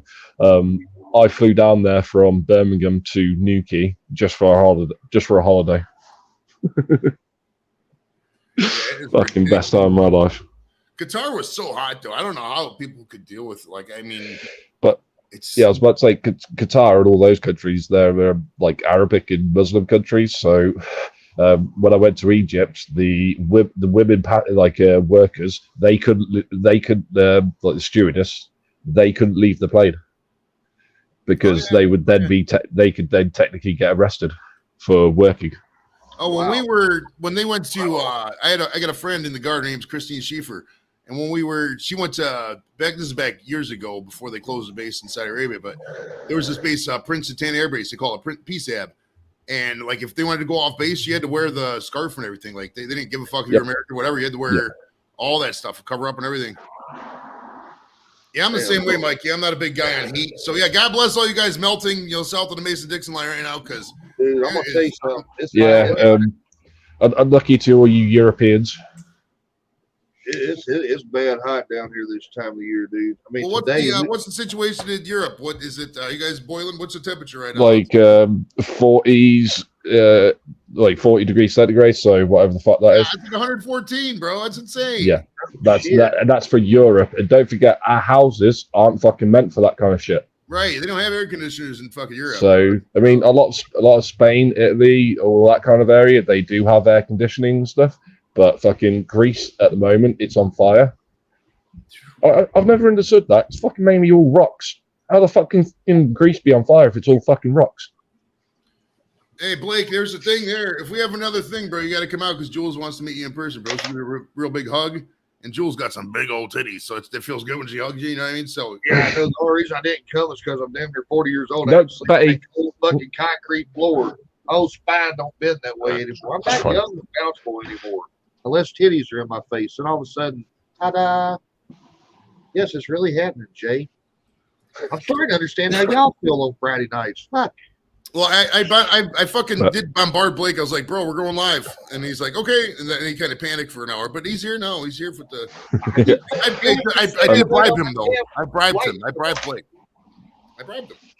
So I'm about to take a bite off one of these things. But before I do, I mean, Mother's done saw him and sniffed him again. She's like, do you really trust this guy with my life? Now, I'm not going to give you my life on live TV. This ain't like these ain't cut with fentanyl and amphetamine. I don't even know what fentanyl is, bro. So you're okay. fine. Good. Well, we're good there. How much action's in this motherfucker? How much what? How much action's in this motherfucker? Like, I'm not going to get like stupid. No, you'll be fine. Okay. No, Blake, you'll be fine, mate. Fucking, you'll be fine. 5 minutes later. Famous last words going down on the Titanic. Iceberg. Yeah, famous last words. Is that a PS? Is that a PlayStation controller? Right, dude. Of all things, it pisses me off the most about that whole submersible situation. That motherfucker had a $14.99 joystick controller. Fuck you. Was it actually even like an official Xbox controller? Like, right, it was the knockoff. It was like the fucking Walmart version of it. The Amazon Essentials fucking PS5 controller. Like, fuck you. It won't even come out of the bag. Nah, that means they're good, man. Hopefully, that plastic soaked into the cookie, bro, makes it nice and more potent. Oh boy, damn. Once when I was a kid one time, my grandfather used to have horses. This horse stepped in some dog or horse shit, threw it and hit me right in the face. This is kind of what it looks like. You know, piece of shit like this. All right, here we go. Let's go to Mars, dude. Right, let's yeah. Blast off, baby. Blast off. Now, Vacation. remember, Blake, right? They're not normal cookies, so you can't eat the whole pack. That's usually the biggest mistake of everybody is when they'll eat one like, oh, this is doing nothing. 15 minutes later, they eat the whole pack, and then fucking an hour later, they're like on the couch. Leb said he was dancing around naked. I have never had that happen to me ever. I don't think I've ever got that fucking baked. You know. Now the first time I ever got high in my life, I stared at the wall for like 15 minutes, just this blank wall, wondering if I got high. You know. Ever since then, I've kind of become a professional at this shit. You know what I mean? Well, my key is, dude, I get so high and I just don't keep no food around where I'm at. Like I'm out here in the garage studio. You want me to eat half of one or a whole one? Eat the whole one. You'll be fine. All Pat eats a whole one. Pat had them ones earlier this week. He ate a whole one. He was more than fine. Man, I tell you what, motherfucker, you did Phil Collins. You should have been a baker. I told you things they taste good, dude. They physically taste good. That's the beauty of it. You want to come work on my food truck with me? I'm gonna call it Munchies. All you gotta do is you can literally, if you got a reasonable price on the weed coming in, you could sell those like right now. No difference. You know what I mean, nobody. Dude, there ain't no reasonable price down here. Even the medical shit right now for an ounce is $400 fucking. That's insane. Insane. For an ounce. Damn, yeah, for an ounce. You know. Well, because I'm getting medical cannabis from the UK, and well, fingers crossed. My initial consultations and all that stuff is going to be £201. Then I got a little bone after that. Go ahead. Go on, yeah. It's going to be £201. Then every month after that, it's going to be £50 for every consultation. I think that's for 3 months or something like that, 3 to 6 months. Dude, see, y'all got the shit figured out. It's like them eye drops I'm having to take, the $300 motherfuckers. I did some digging around, asked some of my brothers from across the pond over there. Over there, they're selling the fucking things for $9 like a bottle. Mm-hmm. Yeah, it's $300 fucking. It just, man, it makes you hate these sons of bitches even more. Yeah, but Blake, a lot of the cost reduction comes from the NHS, so we're technically all paying for it. It's just fucking yeah. It costs everyone. It's kind of like the front end savings, dude, on medical marijuana are so great on the back end. I mean, because if you have somebody say they got OCD or BPD or something like that, and but like borderline, not too much, but they have a little bit of cannabis, and it just sets them to the point where they don't even have to see a therapist anymore. They're just good. Their life's good. That's a lot of savings for a little bit of money. You know what I mean? Yeah. And that could, if that cuts off 20 to 40% of the healthcare costs in any country, that could save a country. I'm being serious about that. Well, the reason why medical cannabis is now legal. Damn, boy, you can taste the cannabis. This is amazing. It tastes so fucking good, dude. Just, God damn, Joe, you gotta teach me how you do this shit, brother. I'm giving the recipe out all the time, bro. Before I forget, I gotta ask you, what do you think about the shitty ass new Cleveland white helmets? Yeah, they're not good. They're just not good. They're just so well. It was like this for like 2-3 months. I knew because they knew they're coming out with a new alternate helmet, and alternate uniform for this year. I was like, okay, fine, but please don't be as predictable. Make it be boring and be the white fucking helmet. Here we are. They fucking were predictable and came out with the white fucking helmet. So it is what it is. I mean, I just win at this point. Literally, that's all I want. Arkansas now has a white helmet too. I was thinking, fuck. See, I was gonna make fun of your shit, but now we got it. Like, is it plain white or just? It's plain white and then a fucking orange stripe with brown stripe right here. It looks like Auburn. If you've ever seen Auburn's helmets, it looks like they have without a logo. Fuck me, it's like they're skimping out. Oh yeah. CB, what's up, brother? In the house is Window Beer Reviews, Thomas Beer Reviews. That's life in the Emerald Isle. I'm gonna let that sit, chase with a little bit of Le Champion. Man, that was a damn good kick. Right? This shit's banger, dude. I'm telling you. That's why it's so hard to. That's why cookies just don't stay around. Because like, even if I just come up with a patch, like I want them, he just takes all of them because he loves it. They're so good. I'm almost tempted to put an Alka-Seltzer in my mouth, send a picture to Mama. You were right. I should have done it. Holy shit, coming out of the mouth. So, All right. Well, I'm probably going to get going in a minute anyway. So, yeah. But yeah, I was going to say the reason why medical cannabis is now legal in the UK for some people is because there was a child. I think she was about 10 or 12 or something like that, and she was having over 100 seizures a day. that shit breaks your heart, man. And literally the parents couldn't do fuck all, but get it off the streets. That obviously came with its own complications because street dealers ain't really going to give a crap.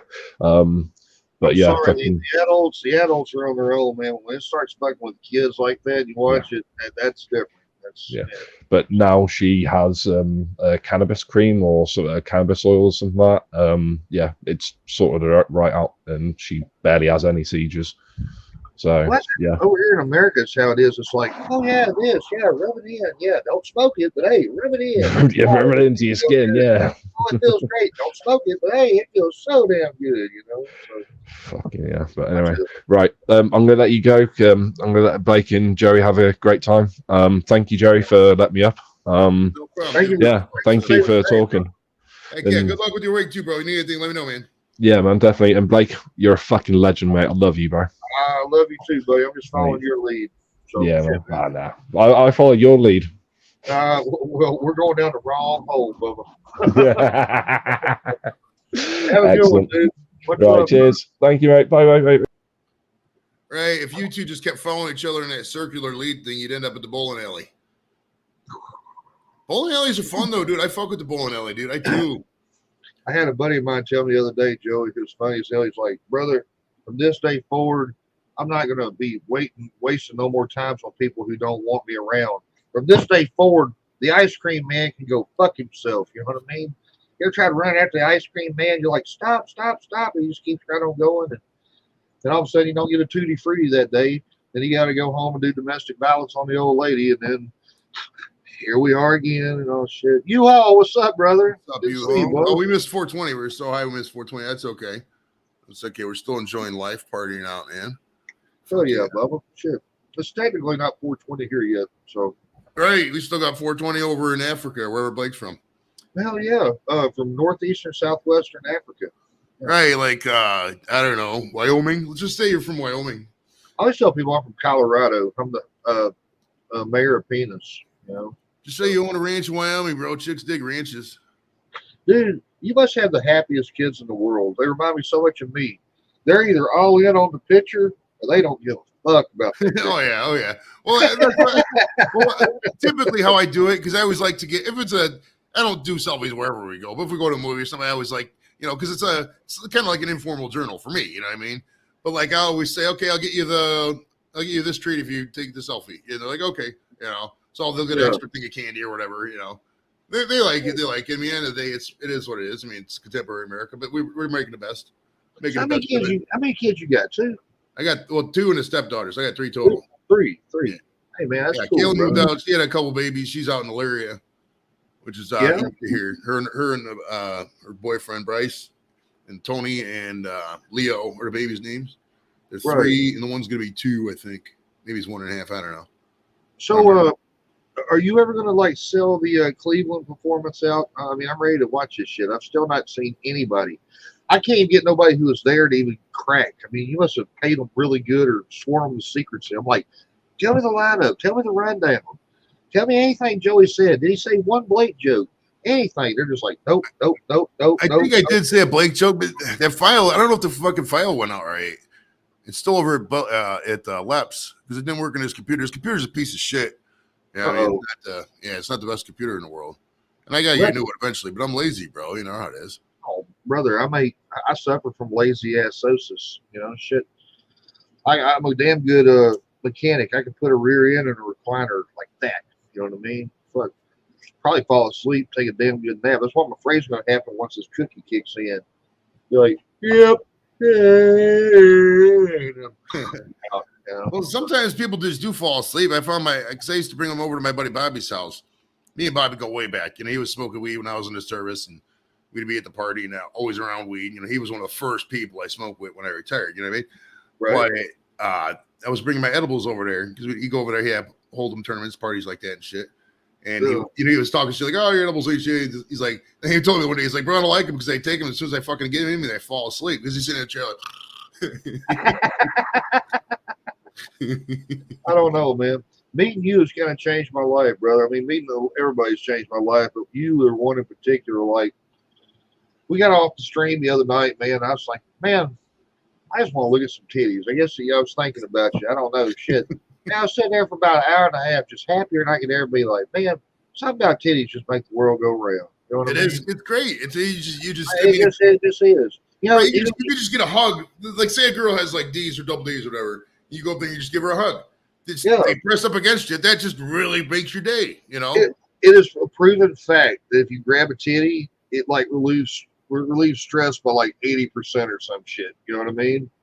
So that's what I'm saying. Your real friends, all you ladies out there, don't be a tease. Let your real friends touch them. You know? Shit. There's nothing wrong with playing with some titties. Nothing wrong with it, you know? I'll tell you what.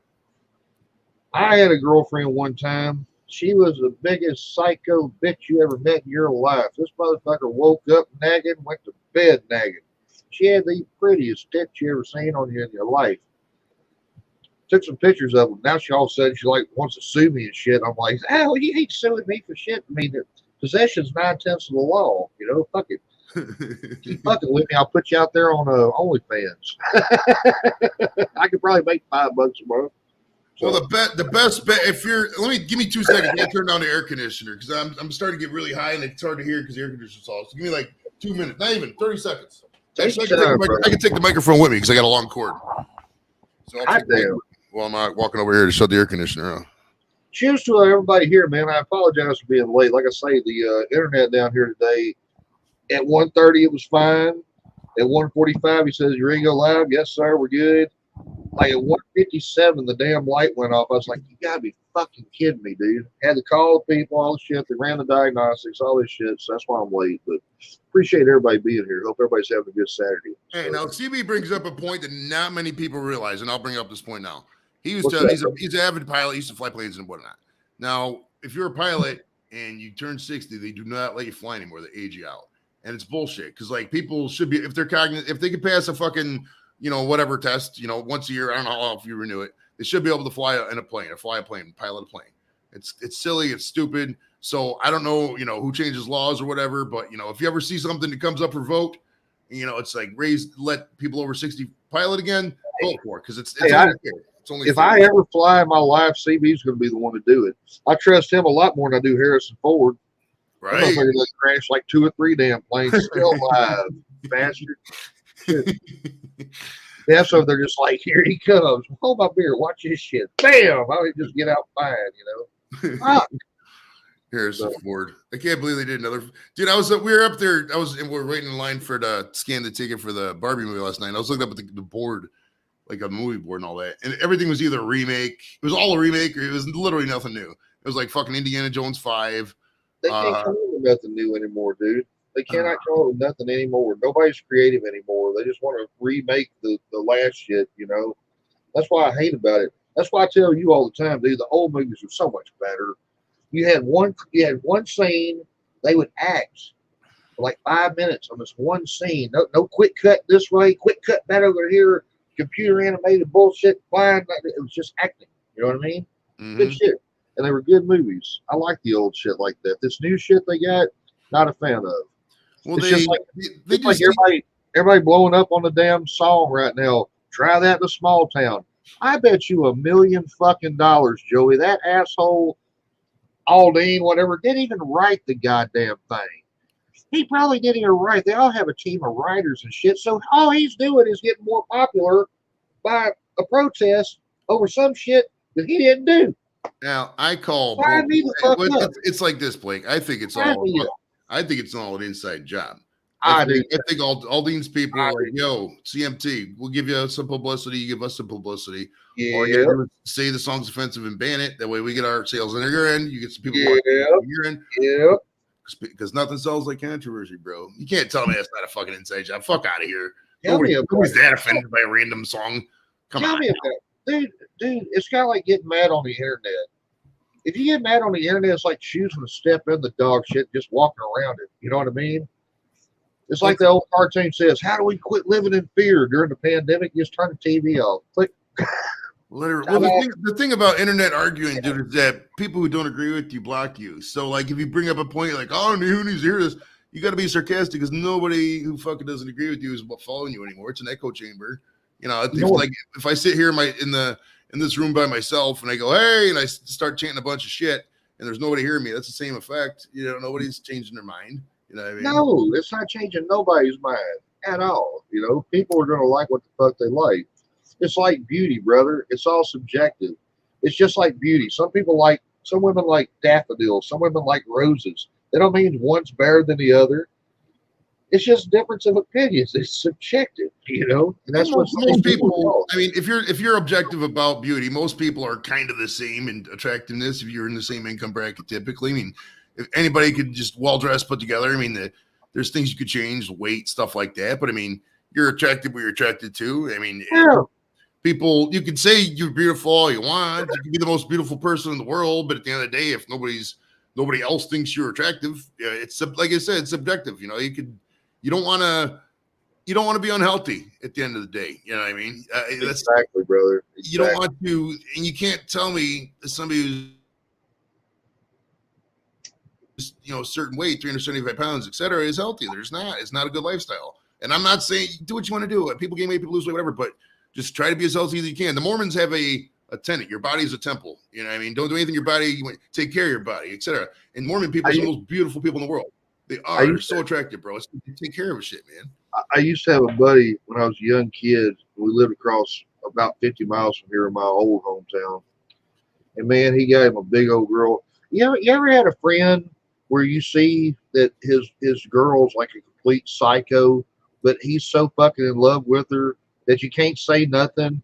You know what I'm saying? One of them type situations.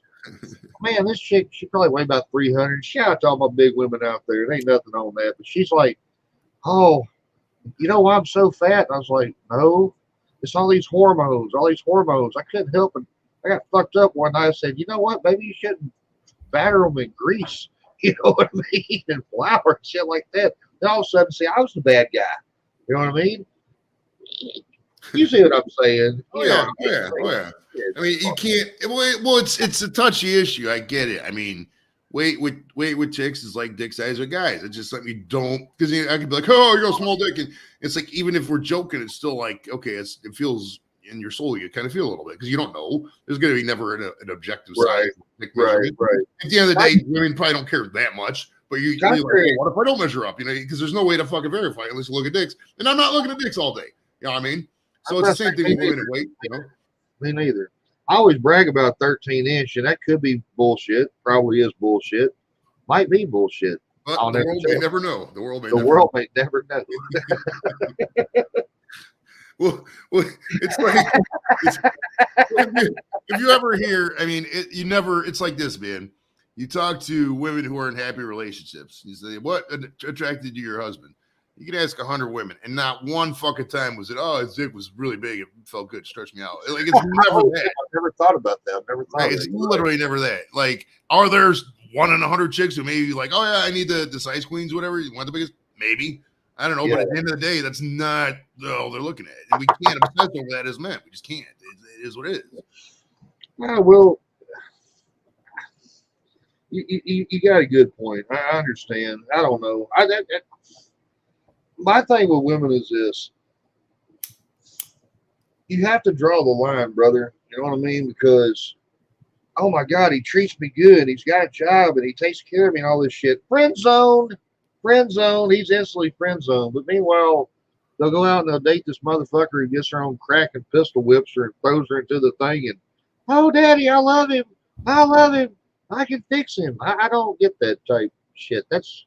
I get that mindset, and some chicks do. I don't. But it's like this. A lot of them aren't really chasing the bad boys, so to speak, because they just want excitement. You got to be the exciting guy. I'm not saying you're boring. I'm just saying, just in general. I know that, but you ain't got to be exciting 24/7. I'm not Superman, even though the shirt says it. Oh, you're not Superman, but however, pose as an exciting person, do exciting shit. Go out there and do stuff you don't normally do. Go outside your box. That's how you live life. That's how you just expand and grow. That's what you want. They don't want to be bored. I mean, at least initially, maybe someday down the line, if we get married, they might want to sit in front of the TV. But chicks are attracted to excitement. They're attracted to thrills. They want to have a good time. They want to be swooped up. And it takes a long. It's a long play too. You can't. A lot of people just want instant love. Put like fucking oatmeal. Put a bunch of fucking oatmeal in the water and add love, and there you go. It's not how it works. You got to wait. Sometimes you got to analyze people. Sometimes it's not a good fit. Sometimes it is. You know what I mean? That's like too many people. That's why I don't like dating apps, because it's a picture in a fucking profile. You don't get to really see the person's soul. I mean, not everybody's a good picture taker. Not everybody wants to spend fucking $500 to get a good picture with lighting for no reason on a fucking dating app when 80% of the people don't even look at the picture. You know what I mean? It's like, right. It's a zero, and it's a numbers game too. If you're around women a lot, if you get into, you gotta be cognizant of things women enjoy too. I mean, as much as I hate to admit it, the women like the TMZ, they like the celeb gossip, stuff like that. You don't have to know all about it, but be cognizant of it. You know what I mean? Just at least know who the Kardashians are. You gotta know what they're doing, but know about them. I'm not saying go out there and watch the Kardashian show, but like, I'm not gonna watch a Kardashian. Right, but you get what I'm throwing at. You know what I mean? I know. I don't know. And you can't chase love. You gotta let love chase you. And that sounds weird, but like, you got when people say better yourselves, that people are like, oh, go to the gym, just go out there and meet people. That's all it is with somebody, man. The more people you meet, the better your odds are of finding a life partner. If that's what you're looking for. If you're just out there and you're not meeting people, and there's a circle jerk of people, you're not gonna meet anybody in this YouTube thing. I mean, it is, we know 5 chicks and we see them all the time. If there's another one, they don't come up. That's just how it is. And realistically, if somebody's sitting in the house watching YouTube all day and you're sitting in the house watching YouTube all day, you're gonna fucking, up half your life and move across the country. It's not gonna happen. You know what I mean? So you just gotta get in an area where there's chicks and fucking, go out and meet people, go hang at the bar. And some days it doesn't work. Some days there's no people there. Other days, you meet somebody. You just gotta live life, and then life will come to you, man. I totally agree with you, brother. A whole lot of people don't get that shit, dude. I have men ask me all the time, dude, well, how do you get all these people and shit? Number one, I'm not a fucking creep. I mean, I've seen some of my buddies. I mean, they cool as shit, but when they're like this shit with women, just stare at them and shit like, dude, fuck off. My God, just freaking me out. I don't even want that. Is it Moose Gallon to you, Blake? I have no idea, Mick. Right. We don't know. Honestly, I have no idea. I don't know who all's into me. There may not be a soul into me. Shit. I know I'm trying to get into one later this evening, but that probably ain't gonna work out either. But at least I got some magic fucking cookies. Yes. Oh yeah. At the end of the day, you gotta find something to get you through the day too. I mean, if it's not, and it's weird too. It's like when you're, because you remind me of me when I was like 30. I was like, it's like, what am I doing wrong here, bro? Like, I got all this money and there's nothing here. Fucking. Oh, I know. I got a 2-story house. Still can't get one to come by. I mean, they do come by. Don't get me wrong, but you can see what it is a mile away. They all want to set up camp. This ain't fucking. I want to come in and let me scratch your back. That's the one thing I miss in a relationship, dude. Man, my back itches like hell, and I can't find that damn wooden thing, and I can't find my back. Baby, scratch my back. Oh, up. Oh, that. With the nails? Oh, yeah. With the nails. Oh, God, I love you. I'll leave you the whole fucking house. Just don't stop, Right? If they get their nails done, bro, and then their fucking titties are on your shoulder, and then they're scratching. Oh, yeah. I fuck with that. Oh, man, I'm telling you, dude. I look for the little things in life. Joey, I learned something a long time ago, brother. And I hope if I can pass anything along to anybody listening right now, if you're down and out and everything, life is like this. It's always ups and downs and roller coaster shit. Folks, happiness is a choice. There are some days you have to just choose to be fucking happy. Because, man, life will knock you the fuck down and it'll leave you there if you let it. You know what I mean? And it's Jules, yes, I agree 100% right here. Oh, dude, I love rubbing women's feet and shit. I've been called a freak for that shit, but I am a freak. I can't help it, dude. Right? Oh my God. Hey, when your feet are fucking sore And well, it's like this with the chicks too, bro. You got to be attracted, and this is a weird thing to say, but follow me here. You got to be attracted to the women who are self-sustaining. Hey, fuck you. Like chicks who own their own house. Chicks who own their own house, dude. Those are the hot chicks. You know what I mean? Oh yeah, the ones who things don't don't work because you don't want the guilt of if things don't work out. You know, this person goes into a spiral or they can't take care of themselves. You know what I mean? So it's like, you know, it's a symbiotic thing, bro. Especially in this day. And I mean, I don't know. It's also a numbers game too. If you're in a place where there's no people, you can't meet anybody. You know, it just, you know. Some of the best sex I ever had in my life was with a chick who didn't need me. I got my own money. I got my own place. I got everything. Just like that, you're like, damn, this bitch is bad. Dude, there's something sexy about somebody you have to salute. You know what I mean? I'm just like, how do you do it? You know, I can't help it. I'm a freak like that, but you know. Hell yeah. Dude, I'm fucking fried, yo. This weed is good. Dude, I'll tell you what, the back end of that cookie's starting to talk a little bit. Plus, it just loaded me up a bowl. I've been invited to go jam, play some music this evening. I don't know if I'm going to or not. Got to let them know something here about an hour or so, but I don't know. Been going around listening to a lot of local bands. Saw the best 13-year-old band I ever seen in my life the other night, dude. They came out. These kids are from Tulsa, Oklahoma, Joey. The name of they're on YouTube and Facebook, and they're called She Loves Me Not. Like after the Papa Roach song, you know. Man, I was just fucking with them. They're kids, right? Come walking down there. They're giving away free beer and shit. Of course, I'm backstage hanging out with the band. I'm not in the band, but they're giving me free liquor. Fuck yeah, dude. You go up front, it's like $11 for a Crown and Coke. Fuck that noise, you know? Shit, I'm back here just, I'm having a blast. So what's up, Stone Cold Tom Boston? Good to see you, brother. Ladies and gentlemen, and it's almost tomorrow starts Tom's birthday week. So if you would, because Tom's birthday is on July 30th, is what I've been told. So if you can, starting tomorrow, go on Tom's timeline. If you're mutual friends with him on Facebook, you know you're friends. We're all friends on Facebook typically. You know, wish him happy birthday week, and then we'll count it down. You know, throughout the week. Flood his timeline. Tom loves birthday stuff, so hook it up. Okay. Good. I'm just playing. You can do whatever you want. I'm just playing. It'd be funny if like 80 people went at Tom's timeline, like, happy birthday week, buddy. Enjoy your week. Oh, time out. It already is Tom's birthday week because his birthday is July 27th. Wow, it changed. It used to be on July 30th. Now it's on July 27th. Tom, your birthdays just keep changing, bro. What's up with that? Yo, what's up with that? I don't know, man. Why does his birthdays keep changing? It makes no sense. Ah, shit, man. He's the youngest 25-year-old dude I know. I think Tom's in his 50s now, I think. Right, Tom? Aren't you like 52 or 58 or some shit? It's really scary, man. I'm one of the youngest one up here. You know, I think Doof is younger than all of us. I want to say Doof is 32. I think you guys are about the same age. They're both mid-30s. I don't know. I can't remember. Something like that. I don't know, dude. But anyway, these kids, they're jamming, right? I said, dude, please tell me y'all going to play a Megadeth song because we got all these other bands. I know for a fact I'm going to hear fucking Mustang Sally at least 3 times. And they're like, dude, first song we play is Megadeth. Oh, shit. They came out there and rocked that motherfucker. Damn. I mean, I stood up and I was looking around. I was like, do you see these little shits? Do you see the? I mean, I know a few things in this life, folks. I know about pot. I know about how to get my ass whooped in a bar. I know a little bit about music. Man, these kids were just fucking amazing. I got their little autographs and shit.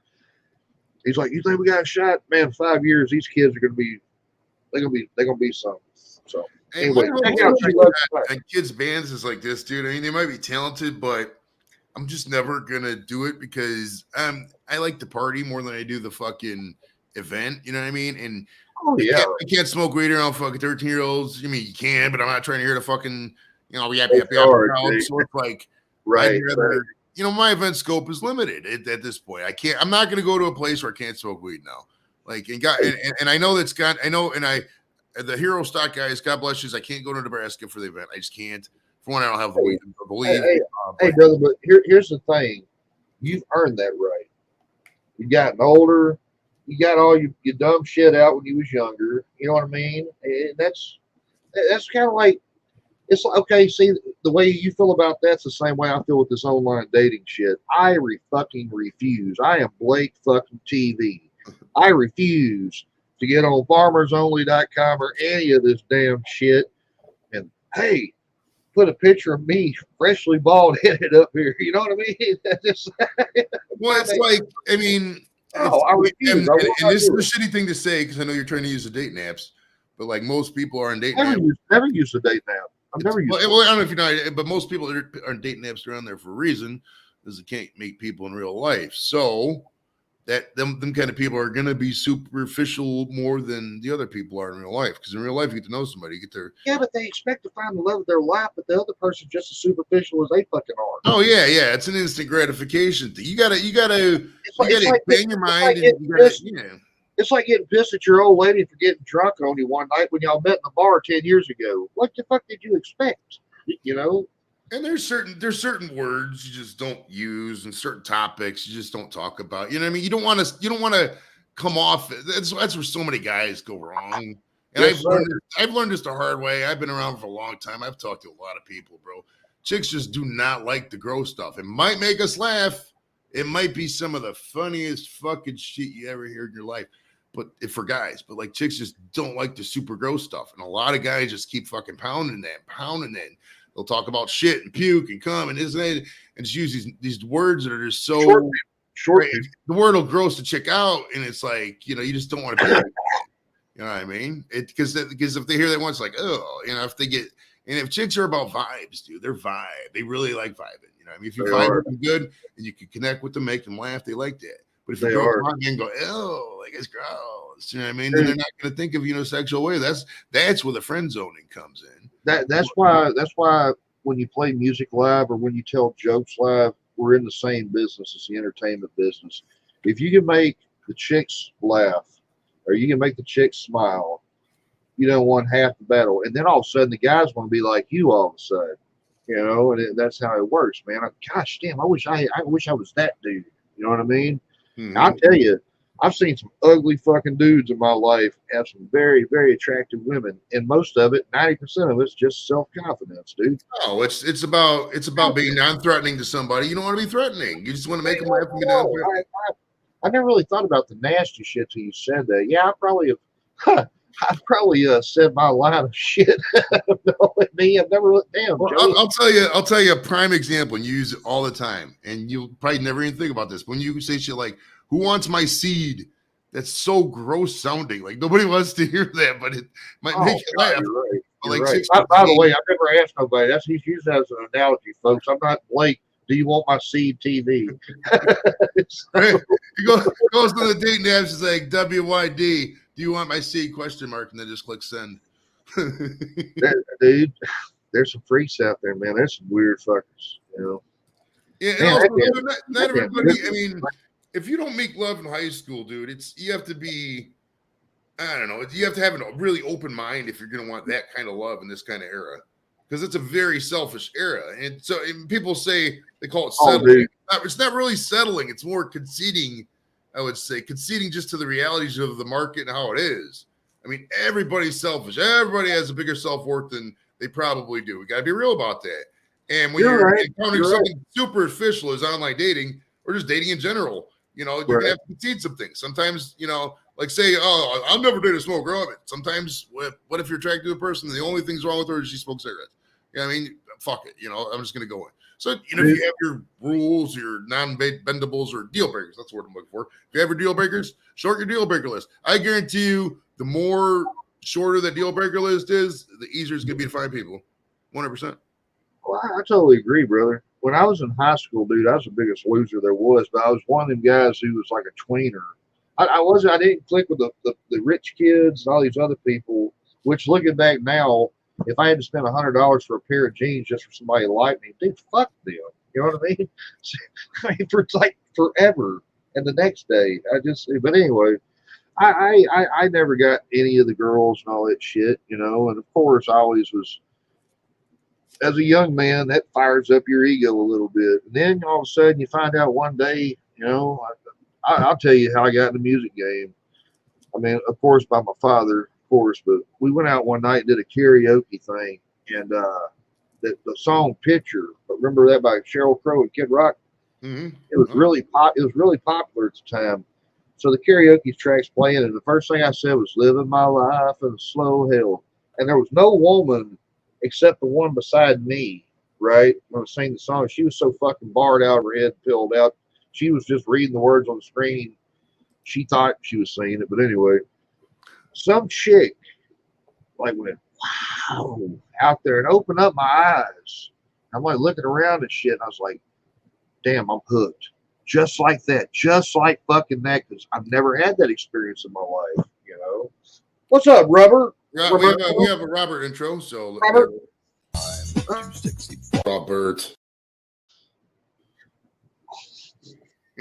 Courtesy of our friends, Right Said Fred. I've never seen that one. You've never seen that one? There's a whole I've bunch of seen it. that Have one. you ever seen the Tom one? I didn't play the Tom one. Here's the Tom one. The Tom one's the best. We're all stars now. Tom.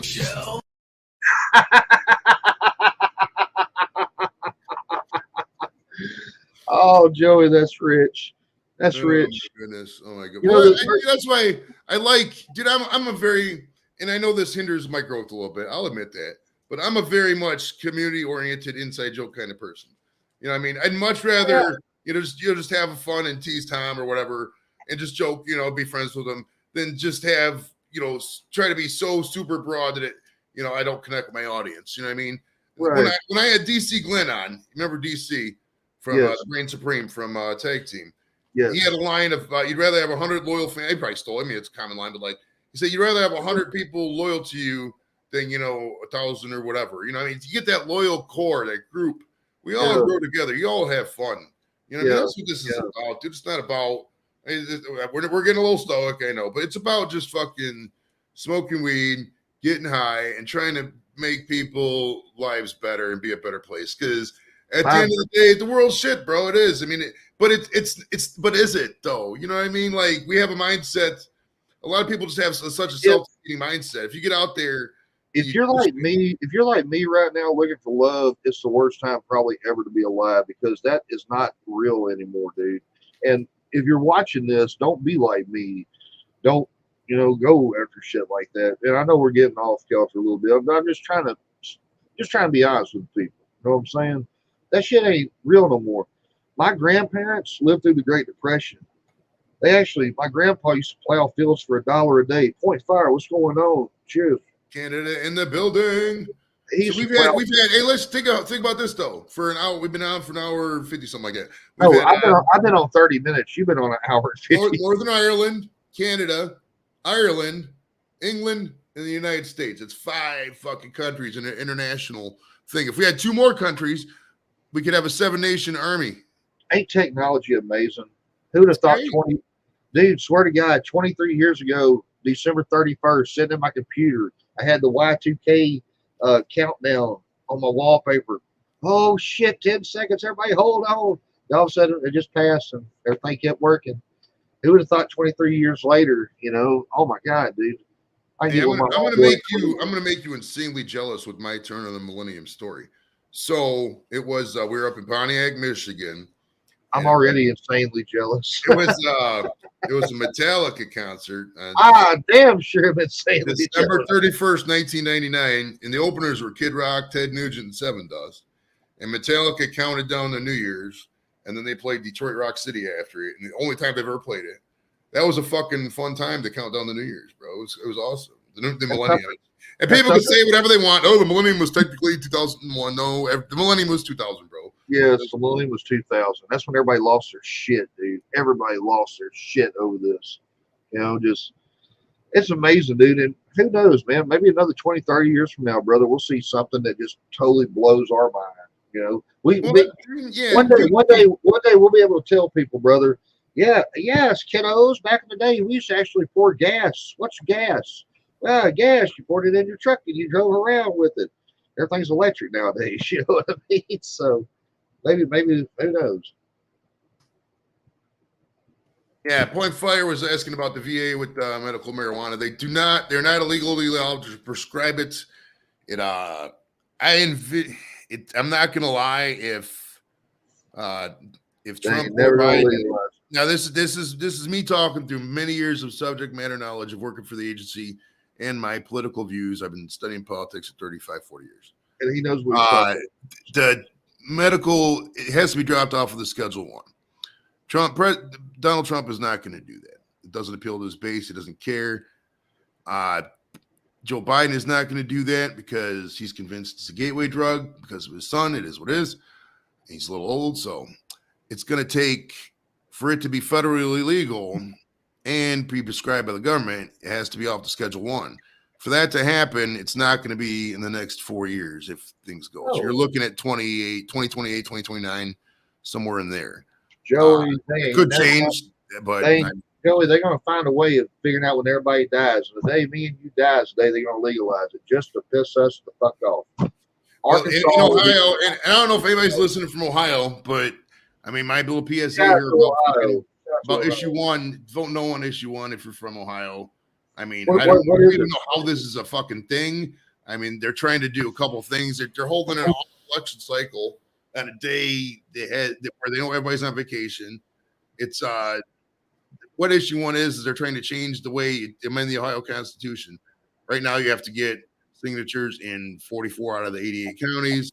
Say what? They're trying to abolish it? And they're trying to make it harder to change the Ohio Constitution because they want to run shit. It's fucked. Always. If they change this, we're never going to get medical. We're never going to get recreational weed in Ohio if they change this, unless they always vote no on shit like that. Always. Right. So, I'm not that anybody's even watching from Ohio at this point, but if you are, no on 1 on the 8th if you can get out. I'm going to be on vacation. I'm going to vote yes. I can't wait for them to take more of my rights away. Yes. Right.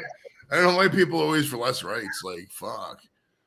Oh, dude, well, they changed the law around here. Anywhere else in the world, 25 years on a vehicle is considered an antique. Not here anymore. Some young, up-and-coming motherfucker up in the north part of the state, he came up with this great idea. Well, now they need to be 40 years old. I'm thinking, man, that's one reason why I held on. I still drive a 1994 Chevy Cavalier.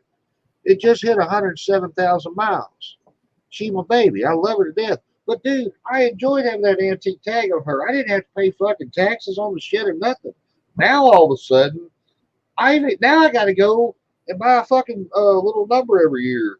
Tag. Fuck. I can't believe that we ain't got a damn air tax yet. Yeah, this is a controversial thing, too. I know a lot of the places they do. That's why a lot of my buddies are like, oh, I'm not getting an Ohio card because I'll take away the gun things. To be honest with you, I haven't looked it up. But I don't have a concealed carry permit. I just have a firearm. Here in Arkansas, if you have a medical marijuana card, you cannot legally tow the gun. Now, I mean, if they want to go down that road, it's the wife's gun. I mean, I'm not gonna, you know what I mean? Fuck out of here. Dude, I'm still trying to figure out what happened to the cocaine in the White House. The most secure building in the world. Somebody get shit. Come on. It's so funny, dude, because I don't know, like some people are so into it, and then other people are like, oh, this is a non-story. But it's like if you know, say Chelsea Clinton had a known cocaine addiction, and it was found that's bad, you know, and people would say something, or if you know, if the foot was on the other foot, the other party would say something. So it's like you got to question a little bit. I mean, you just don't. I ain't on either side of the party. I don't care. My thing is this: cocaine was in the most secure fucking building in the world. Oh well, we've been watching videos, all this shit. What? That makes no sense. Well, I mean, if it's a tiny amount, that's why I'm a conspiracy theorist, brother. Some shit, the shit that makes sense don't make sense, and the shit that don't make sense, they pass it off as fact. You know, so yeah. When it comes to the marijuana, it's going to be what I envision. Eventually, is going to happen is that Big Pharma is going to be out, but Big Pharma, the same people who got their money in Big Pharma, will get the laws changed to where it's called Big Marijuana. So we might have to deal with a year or two of shit laws. But the beauty of marijuana is that it's communal. You smoke marijuana, you inhale THC, you fucking eat edibles, etc. You care more about humanity. You know what I mean? This man right here, you're more of a humanist. It's like this. At the end of the day, are people getting fed? Are people getting housed? Who you believe in, who you fuck, what you're doing. Or do people have basic things taken care of? Healthcare, shelter, food. Years ago. There's a fucking issue in the richest country in the world. years ago, before I became friends with this guy through Leprechaun and all of our communities meeting and shit, one of the first videos I ever watched on YouTube, this was years ago, was this man right here. He was a lot younger back then. Well, not a whole lot younger. Still a dashing young soul. It's like looking in a mirror, you know. Shit. Anyway, I kid. But he interviewed Hurricane McNeely, right? That's one of my favorite interviews of all time. You know, you have done way better, especially with Francine. Shout out to my girl, man. But anyway, we can't talk about that or I'll get off course. The cookie's kicking in, folks. But anyway, you said something back in that time that I never thought of as younger. You're like, man, that's why I don't drink beer anymore and shit. He's like, do you know if 30 people walked into a room and everybody sat around and got high? Everybody. I don't give a fuck if you liked them or didn't like them. Everybody be pleasant with each other. And I've never thought about that. You are one of the smartest people I've ever heard because that's one of the smartest things I've ever heard. It's very true. It's like the old saying, brother. If you give 5 guys a joint, they'll start a band. You give 5 drunks a beer, they'll start a fight. Right. And they pick on arguments and I've experienced and dude, I've been down the darkest depths. Me too, brother. Me too. I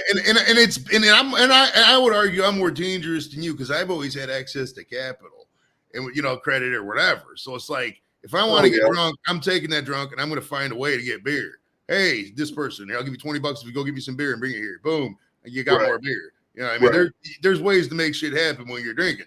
Right. And you get enabled. You feel invincible when you're out there. Like I'm not gonna lie, in the first couple years I was doing stand up, I was drinking and I was making some reckless decisions, bro. I mean, you feel invincible. You don't get caught this time. Fuck it, I'm gonna get taken up another notch. You got them right there. It's the best feeling in the world, Joey. That shit we're smoking right now and loving to death, it don't touch it. Nothing touches it. For somebody to pay, I don't care if it's $5 fucking at the door. They are telling me, hey, I have chosen to come hang out with you tonight, and it's your job to keep me here. And it's your job to entertain me, no matter how long we do it for. Comedians, I know y'all probably don't do 4-hour shows like musicians do. But we do like a 4-hour show, man. And dude, I'll tell them about the third set when everybody's good and liquored up, because let's get real. Ain't none of these motherfuckers gonna remember me tomorrow. The dudes out here trying to get in the girls' pants. The girls out here just fucking flirting with the guys. They're all sitting out here dancing. Everybody's in Amsterdam. The man himself. All right, so this is a great point right here. Great point. Now, point first says Snoop Dogg came to Smith Falls, Ontario, and sampled weed strains. Joe 3 strains went into business. Now expertise. This is when I asked this question came up when we were talking to Tommy Chong about why because somebody asked, do you judge weed competitions? This is what he had to say. I had this as a short, so that's why I had it ready. Here you go. I was supposed to be a judge for the Cannabis Cup in Amsterdam way back in the day, when they were having Cannabis Cups. But as a judge, I failed miserably, man, because I couldn't remember my name, let alone what strain I smoked, or what it tastes like. So that's pretty much why you don't do it, because that's why Cannabis Cups are hard. That's why it's because it's really hard. Is because I don't get jealous of many fuckers. I got jealous of you that day on that one. I was thinking, all right, he's kicking my ass good this time. Oh, and then next week we got Big Titty Francine up here. Oh man, beautiful. Oh God, that was the first time that was the first time I sat with you for an hour and I didn't look at you one time. Francine is a good example. And I know this is a weird person to bring up as a chick you'd want to make your wife, but like, she's a good example of. I mean, she could have done shit behind the scenes. I don't know. I haven't followed her whole life, but from what I've studied, she married the whole time, seemingly faithful the whole time. She's still sexy. She knows it, but she's not, out here doing ridiculous shit. She's still usually classy. That's the kind of woman you would necessarily want. I mean, obviously nobody's gonna be able to draw a fucking girl like Francine. Is what it is. Her husband's probably a millionaire, but that's I don't know. Hey, all I'm gonna say is this: if he has more fun with her than I had during that interview, God bless him. He may make $1 million. Shit, that was awesome. But every interview you do is awesome. Some of the people I don't know who you do, like the last guy, I didn't know who. Ken Carmen. I follow him on. Well, he does the morning show, the morning sports show here in Cleveland. And, okay. Hey, sweet. I apologize, brother. My bad. I'm not even watched it yet, but I was like, I don't know who this dude is. I even Googled it. Like, I don't know. Anyway, all right. And so he reminds me so much of me if I was younger and I went into sportscasting, because he has that sense of humor where he just takes nothing seriously. They're always Right. a funny thing people do is they'll tag him. They'll take random pictures of big bloated guys and tag him on Twitter, and he'll retweet it and go, despite what people are saying, this is not me. And he'll be and it's fucking funny. It just makes himself laugh all the time, dude. Okay, I'm going to check into this dude then. I'll check into him. I will. It's great, man. It's fucking banging. You want to open up the panel? What do you think, buddy? It don't matter, buddy, if you want to. I do got to say two things before I forget. This cookie is damn good, by the way. This liquor is helping a lot, too, with that cookie. And these cigarettes in the pot's also not bad. Number one, I've been redeemed. Somebody asked Francine the other day on the shoot, do women have rats? So I've been redeemed. So I'm not the only person that asked the dumbest question ever. Number two, is Chong still the top guy that you ever interviewed? In terms of stature, yeah. I mean, in terms of best interview, I mean, I don't know. It just depends. I mean, there's been so many. I mean, there's a certain standard. I would say, like, I don't really have. There's been few that are bad. You know what I mean? I equate it to like, Right. in Right. HR. If you ever been at a job where HR in the great, like a 1 to 5 scale, like 1's poor, 2's below average, 3's average, 4's excellent, 5's outstanding, that kind of scale, which is quite common. I don't think there's maybe been 1 or 2 that have been below a 3. 3 or higher usually. The reason why I asked, brother, is because I didn't even know you interviewed William Hung. And I typed that shit in and I saw it the other day. And I laughed and I laughed. That was great. Oh my God, it was fucking awesome.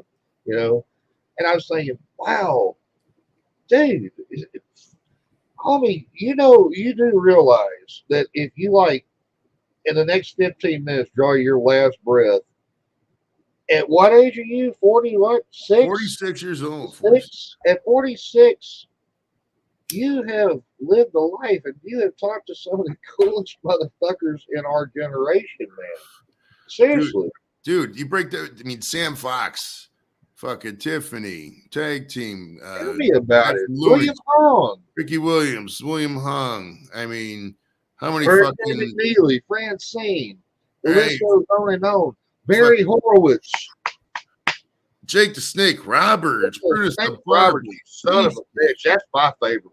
That right there was mine. I sorry, Mr. Chong, if you're watching, but yeah, that dude. But I'm a huge wrestling fan. You know what I mean? Oh, yeah. That was, man. There's only one person who could beat that, and that's Mr. Stone Cold himself. And I swear to God, I don't ever swear to God to you, Joey. If you ever get a chance to interview that man, and I'm not on this fucking panel, you're going to have to call the police and invest in the K9. Because I'm going to be climbing your walls of your mansion every night trying to get you. Because if I ever get a chance to talk to Steve before I die one time, I want to do it. Or Ric Flair. Ric Flair? I've tried Flair. I've tried Flair and Austin. I've sent emails to both our people. I ain't heard none. The only one that I did hear, I mean, Shawn Michaels people said they were going to show him the show, so at least he's seen it. You know what I mean? So, I mean, they got I'm probably like those people they kind of know of on the fringes, but like, they don't watch all the time. You know what I mean? Because there's the Buff Bagwell interview, dude. It went kind of viral. That's what got me monetized. I didn't even think about Buff. And Buff was all in the fucking websites and shit, sportsacadia.com and shit. That was according to Joey Edibles of Square Table Degenerates podcast. Look at my fucking boy blowing up. Shit. I'm over here drinking coffee in a minute. Yeah. So it's fun, man. Dude, that's what I'm saying, dude. I'm so glad that we got a chance to meet. When I did the interview with Leprechaun, he's like, I was telling him about you. He's like, I know that dude, right? Bullshit. You don't know him. No, seriously, man. I've known him for fucking ever. You want to meet him? Hell yeah, I'd love to meet him.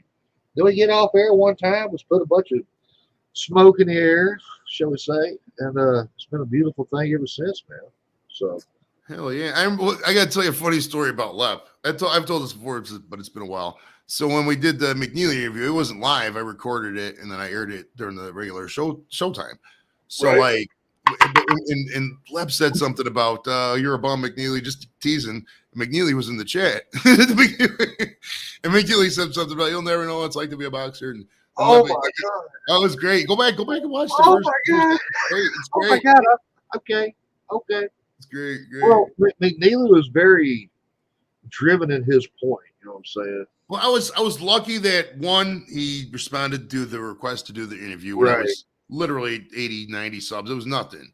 And two, just the way he answered the questions with the passion that he did. And the fact, they did get caught. It was tagged perfectly because they had the Tyson tags on there and stuff like that. So Yeah. like that really was a good push to put me on the map. It really Hey, man. blew it up a little bit. The only thing I really truly remember, I remember when Tyson got out of prison, he knocked him out in 90 seconds. Sorry, Mr. McNeely, if you're watching, but the thing I remember the most is Tyson tried breaking the poor boy's arm after that. That's what the whole fight was remembered for. He grabbed his arm, trying to break it and shit like that. Mm-hmm. And that shit, I ain't going to say that he was in on it, but I think Tyson's people was in on that, dude. Okay, I just got out of prison. I got to reestablish myself as a scary motherfucker. I'm going to beat this dude's ass. I'm going to try to break his arm after the match. I mean, I always thought that was kind of insidey. Oh, and we'd be remiss. I got to get a little somber for a minute. Condolences a couple weeks ago. Mr. McNeely did lose his wife, Anna Rita. Oh, damn, I am so sorry. It was horrible. And also, it's kind of in line, but Donnie Baker passed away earlier today, for those who didn't hear. And I heard there's some shit. You know who Donnie Baker is? He's a comedian. He's the guy who goes, I swear to God. He's kind of a Larry the Cable guy. You probably have seen a short with him or whatever. But like, I've heard of it. He supposedly was involved with some kind of Angie, dude. Come up if you get a chance, man. Especially if you got mail. Regardless, shoot up, man. Cheers, Angie. But there was rumors of like a love triangle, like he was having an affair with somebody's wife, and then he got shot or some shit. I don't know. It's gonna be interesting. Shit. They announced on Jay's show last night that God rest his soul, Tony Bennett passed away. Yeah, Pat had him in the pool, so there's 4 points to Pat on that. Damn, dude, Tony Bennett was a fucking man at one time, brother. At one time, Tony Bennett was the man in life. So, isn't he the last of the four? Red Pack? Yeah. Red? I want to say so. Yeah.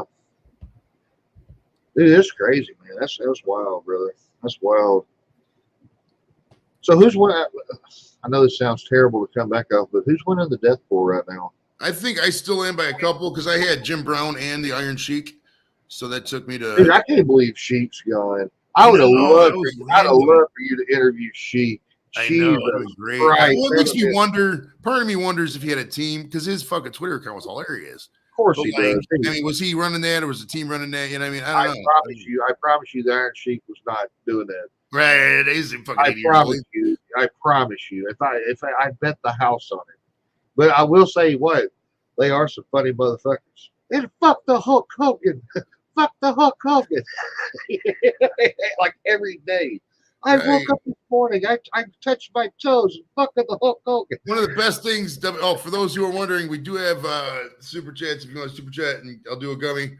Hell yeah! Mike is that a cookie? But my favorite time, and one of the best times that the WWE did it right, and they did what the fans wanted. I don't know how they pulled it off, but if you remember, maybe it was WrestleMania 18 or 19, but they did a gimmick battle royale of all the old gimmicks from the 80s. And the Iron Sheik was in that bitch.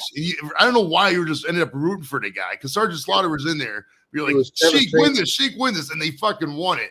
That was one of the coolest things ever, bro. You know, my bass player, Aubrey, he was there that night. That's how cool that shit was.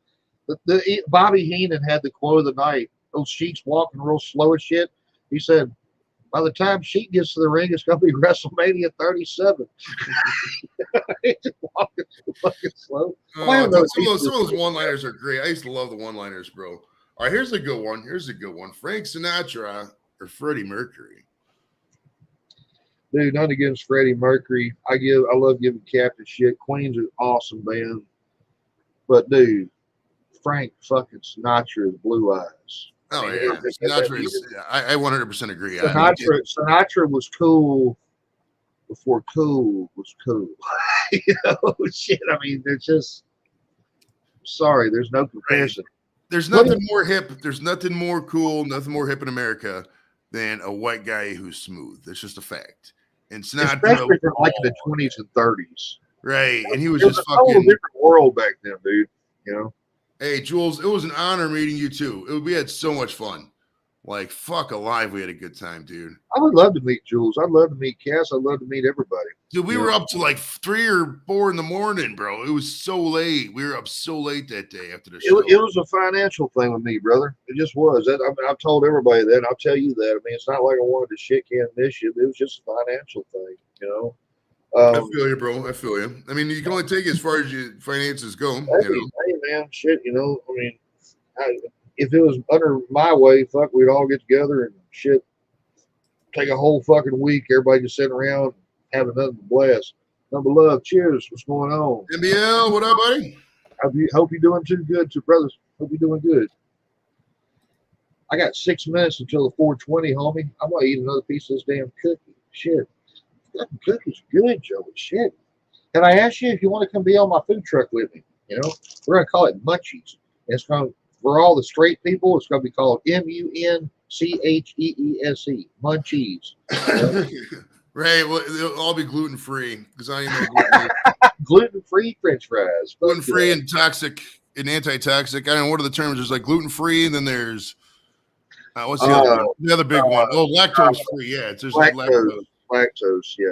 Like, let me ask you a question, bro. When we was little, why come nobody was lactose intolerant? How come nobody was allergic to peanuts? Like, what is with this? Well, because back then we had real people instead of pussies, you know. Because Do you it's think like it's that, or do you think it's the food additives? It's gotta be maybe the food additives, no? Because no, Joey, I really do. I think that honestly, I think ever since COVID hit this place, it really did change everybody, and everybody became just a little bit more selfish. And that's just my opinion. I could be dead wrong. I mean, it goes back before COVID, but like, yeah, the COVID did. I mean, there's a fact. COVID kicked it up, man. When we didn't have no sports and we couldn't get together and go do anything and all this shit, and all we had was fucking this. This is how I met 95% of the people I know. Well, I mean, yeah, well, to be real, my show. I mean, I couldn't even say at this point where it would be because like COVID was the thing that made us go remote. We had a couple remote shows.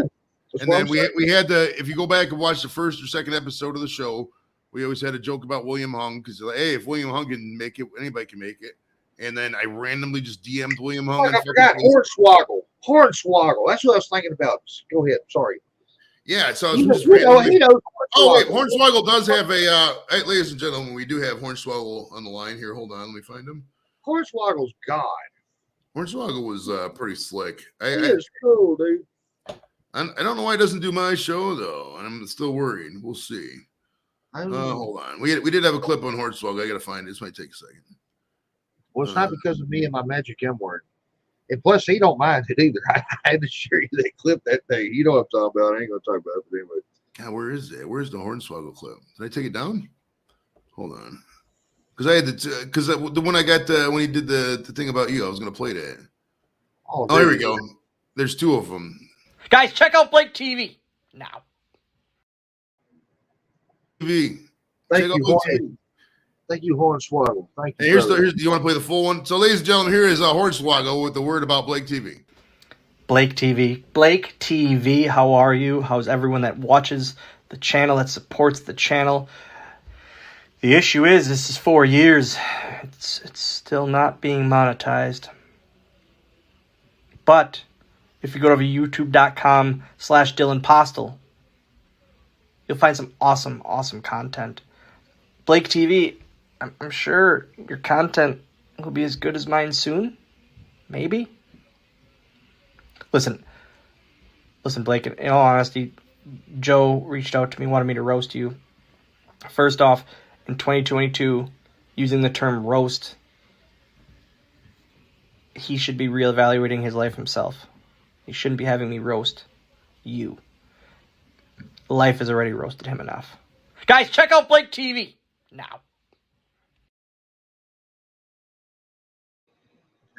The funniest thing about that, bro, is that he plugged his own shit. You know, I owe you about $1,000. Magic cookies, a beer shirt, the interviews, the T-shirts. I owe you about $1,000. So anyway, go ahead. I'm sorry. Well, I was just saying that's the funniest thing to me about the whole thing is he plugged his own shit at first. Like that's the first thing he did. It's like if you check out Dylan Postel on YouTube. Oh, I think that's what makes it to me.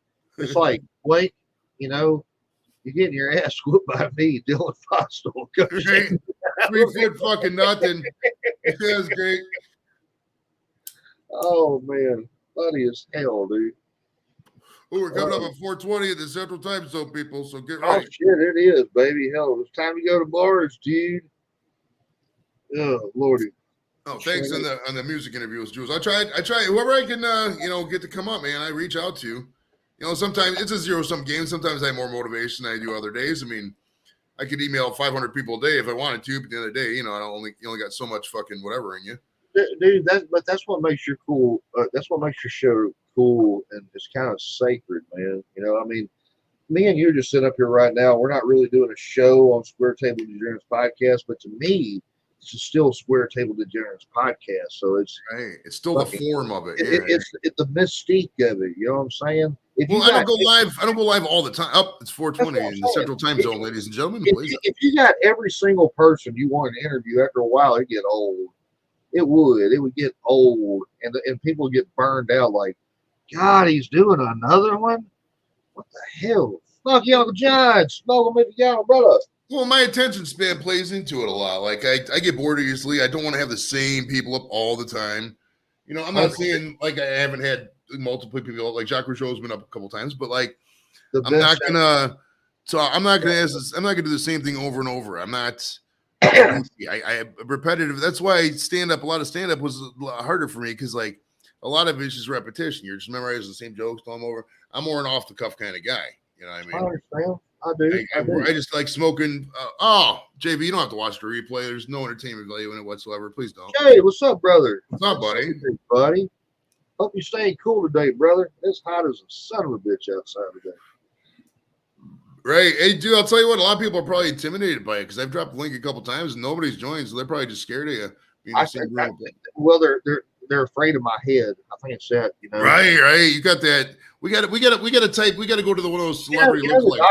Not the doctor. Fuck, the cookie is kicking in, not the doctor. The chick who cut my hair told me the other day, she's like, you know why you're losing your hair right here? I said, no. She's like, it's because you're ugly. The hair's running from your face. No, Jacques Rougeau, the Mountie. And the thing I love about Jacques is, man. The thing I love about Jacques is that Jacques still participates in my feed. Like he'll like a post and shit like that, interact. Is it true y'all are friends on Facebook? Yeah, he just messaged me last night with the fucking feed from the semifinals and the. Dude, I love Jacques.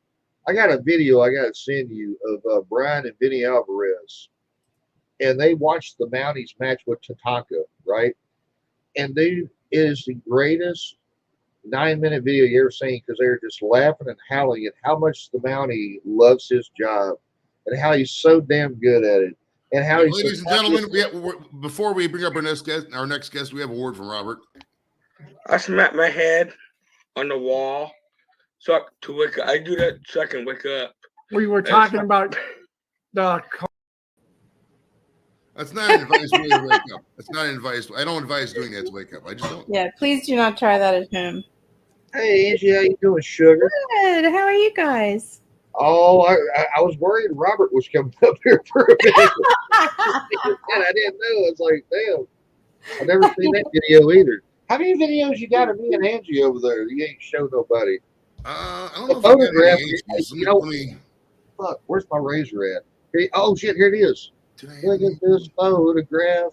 You have to do it like this one now. I think I got this one right here. This one was just this. There's no sound on this. It's just you talking.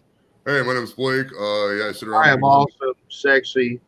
Right, look at the difference. Look at the difference. Look at the difference.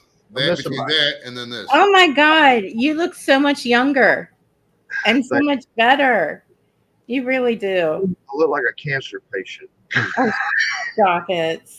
This is cool. I like this, bro. This fucking switching right here. This is cool. Notice how the picture up here changes.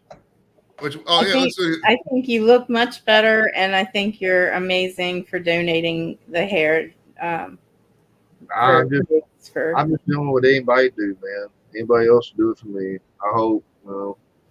Hey, listen. I don't care how badass you think you are, how much money you got in life. That shit don't matter. When a 2-year-old kid hands you a toy phone, motherfucker, you better answer it. Hello? You do? If you ever lose that, I ain't got no time for you. That's just, you know, that's Exactly. just me, though. Exactly. That's just me, though. Damn, boy. Hold on. Here, this is one of Blake. Hold on. This is only like 1 second. That was Alan laughing like a chipmunk. You were on there though. Hold on. There was a couple more. That's Alan laughing. Trying to find the other ones of you. There's There's so many Lone Star. Why are there so many Lone Star clips on here? I was going to use this for giveaways. Nice. You got my blessing. Hey, I didn't get any mail today. No, geez. Hopefully it comes Monday. I do. It's a long time to come to Baltimore. Is it the same mail? Yeah, same day, Yeah. same fucking time. You're going to like the mail. You're going to like the mail. It's an interesting read. It's like Blue's Clues. I just got a letter. I just got a letter. Oh my God. Oh, here's one of the other Blake ones. I can't remember what song it is. What's the matter with the car I'm driving? Can't you tell that it's out of style? Hell yeah. I like that. Here's the famous Blake. Hey, and I must apologize to Blake again for this because this is fucked up, but it's the funniest video I've ever made. This is so funny. Look at this photograph. Every time I do, it makes me laugh.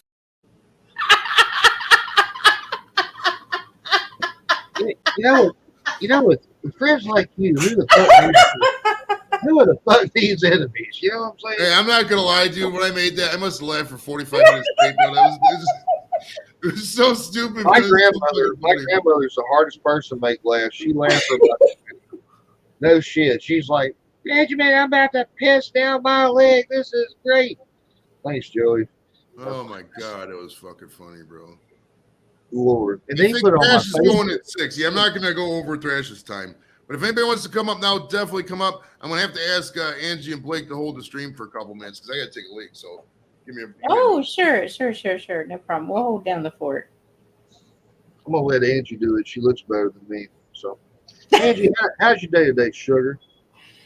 You know, it's been pretty good. Really?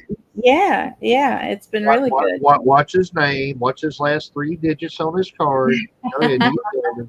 No, I'm picking. I'm glad you're having a good day. It's been a pretty good day here. Tell you what, that cookie made a hell of a lot better. Seriously. But oh shit! Either that, I think it's the mix between that and the whiskey. I have not been this buzzed in a long time. Seriously, but hey, I'm having a good day, man. Well, good. That's what matters. Yeah. Been invited to come play some music tonight, or not play, just watch. I don't think I'm gonna go. If anybody's watching, I apologize, but I don't know. I've been watching some of these bands play here lately, and I can't do it anymore because, and I know this is hard for everybody to understand. But see, I have this little thing called a fucking ego, and it's hard. Angie, it'd be like you quit painting for like a month, and then all of a sudden hey girl, come watch me paint. And you're like, man, that's great. And you mean it. It's great. Yeah. Yes. But then the back of your mind, the gears are turning. You're like, but it could be better. You know, and that's what that ego start. And I've been watching so many of these bands here lately. At first, it was just kind of creeping by the old wheel. Somebody's done picked up some speed now. And I'm like, Let's see, you have fire in your belly. Maybe you should get out and start playing again. Oh, I know. It felt so nice. Today is the first time in 15 years that I went out and about and nobody knew who in the fuck I was. I'm dead serious. I had people, baby, you look good. I had people, baby, you look like shit. Okay, that's fine. I don't care. I don't care, you know. It's just, I don't know. It's time. It's time for a change. Time for something different. You know, time moves on. Everything moves on. The one thing we can all count on in life is change. The one thing I hate more in life is change. You know what I mean? I know. I am exact. Well, we're both Capricorns, so that makes sense. I'm the same way. God. And plus, we're all about our money too. So fuck. Right? Right? Yeah. We have It's spoken. all about the money. So, I don't know, I've man. learned that you can't, whatever you're going through, you cannot hold on to the past. You just can't. If you're going to move forward, you need to cut it off. The past is a different chapter and move forward into. Exactly. Yeah. That's how my hair was. It took me back to a time when I played a lot of rock and roll. Daddy and me were growing for the longest hair. That time of my life's over. It's time to move on, and I'm ready to see what the hell happens to 39-year-old Blake. I still have this fucking idea that I'm gonna have like a little restaurant on wheels one day, and it's gonna be the biggest, yellowest, or smallest like cart. It's gonna be yellow, like Big Bird fucked a mustard yard jello. You know what I mean? It's gonna be the ugliest damn thing you ever seen. It's gonna say Munchies on the side. You're gonna come up and like every meal is gonna be like 3,000 calories or more. Shit. That sounds like my kind of place. Tell me about it, babe. Me too. I've never seen one like that. I think it's just time to. Oh man, I got so many ideas running in my mind, and I'm looking forward to it. But don't get me wrong. Look, man, when I got to hug Kiddo the other day, when she found she was getting a hair, Kiddo's excited. Little girl's 6, never had no hair. Who the fuck am I? Wow. You know what I'm saying? Let her be the miracle. Everybody asks for one, just be one. Just take it, sugar, go with it. Let Uncle Blake go do his thing over here, Now, I did tell her straight up, here in about 20 years, you get rich and famous being a singer or some shit. I wouldn't mind like a free ticket, or something like that. Oh, yeah. But by then, she'll have somebody else's hair and probably look way better than my scrappy shit. So, but anyway, yes, I'm digging on it, man. It's cool. You should be. So, yeah. Anyway, like one more little. That's a wonderful thing that you did. Hopefully, you guys weren't disappointed by these two. Hey, we was 2 fans away from getting our own Lifetime channel. Shit. What are you talking about? People from Hallmark were just getting Daddy. And I am hungry, so I'm going to eat some of these cookies. There's not many left, but I'm going to have some of these. Oh, those are the good cookies. Danish there. Thank you, Denmark, for the donation of the cookies. Yeah, butter cookies. All right. Hey, JV. Hey, Thrash. I will not be partaking of these because there's a couple ants running around. So I apologize about that. Oh my, yeah.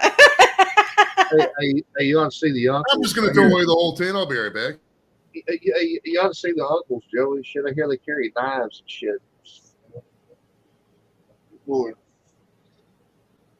Oh, man. Anyway, let's let Joey get back here. Hope everybody's doing good, dude. Shit. Blake said she laughed so hard her teeth flew out. What? Did I miss something? I don't know. Jeremy said something about somebody laughed so hard her teeth flew out. So Thrash is going live. All right, 32 minutes from now. Okay, sweet. Okay. Yeah, this is the informal Thrash pre-show kind of thing. Daddy Dutch is in the building. Daddy Dutch, what is up, brother? Shit, buddy. Good to see you, boss. How you doing? Right, and do not forget, we are doing gummies for super chats if you want to see your boy get high. And I'll be on Thrash's panel later. Probably I ain't doing shit tonight. So, look at that! Just as I speak it, the fucking devil comes in. BC Herbs, legend from the Millionaires Power Playground up in Canada. Hi, Got BC. a millionaire to live in Canada now, bro. So you're not keeping any secrets from me, sir. BC stands for the Big Canadian. What's up, brother? Right? Oh my goodness, bro. Love you, Thank BC. you so much, B. Canada's coming out hard today, bro. We had some good Canadian representation in the chat. How many countries you said been here? 5? 5. There were 5 total. All right. Man, fuck, it's amazing. Isn't that crazy when you think about it? I'm telling you, 20 years ago, I had MySpace. I thought I was going to shit myself in Napster. Now all of a sudden, I got this, Fuck. MySpace. I remember MySpace. What I loved about MySpace was the customizable song up. You could put a profile song up on your page. It could be anything. Yeah. It was anything. No copyright laws. Nothing. Nothing. Everybody could fuck themselves if you wanted to. On the Exactly. I would have had. Yeah, I would have had like Pitbull's Fireball or something. I always put chicks that wanted to plow in my top 8. Hey, Joey, I did too.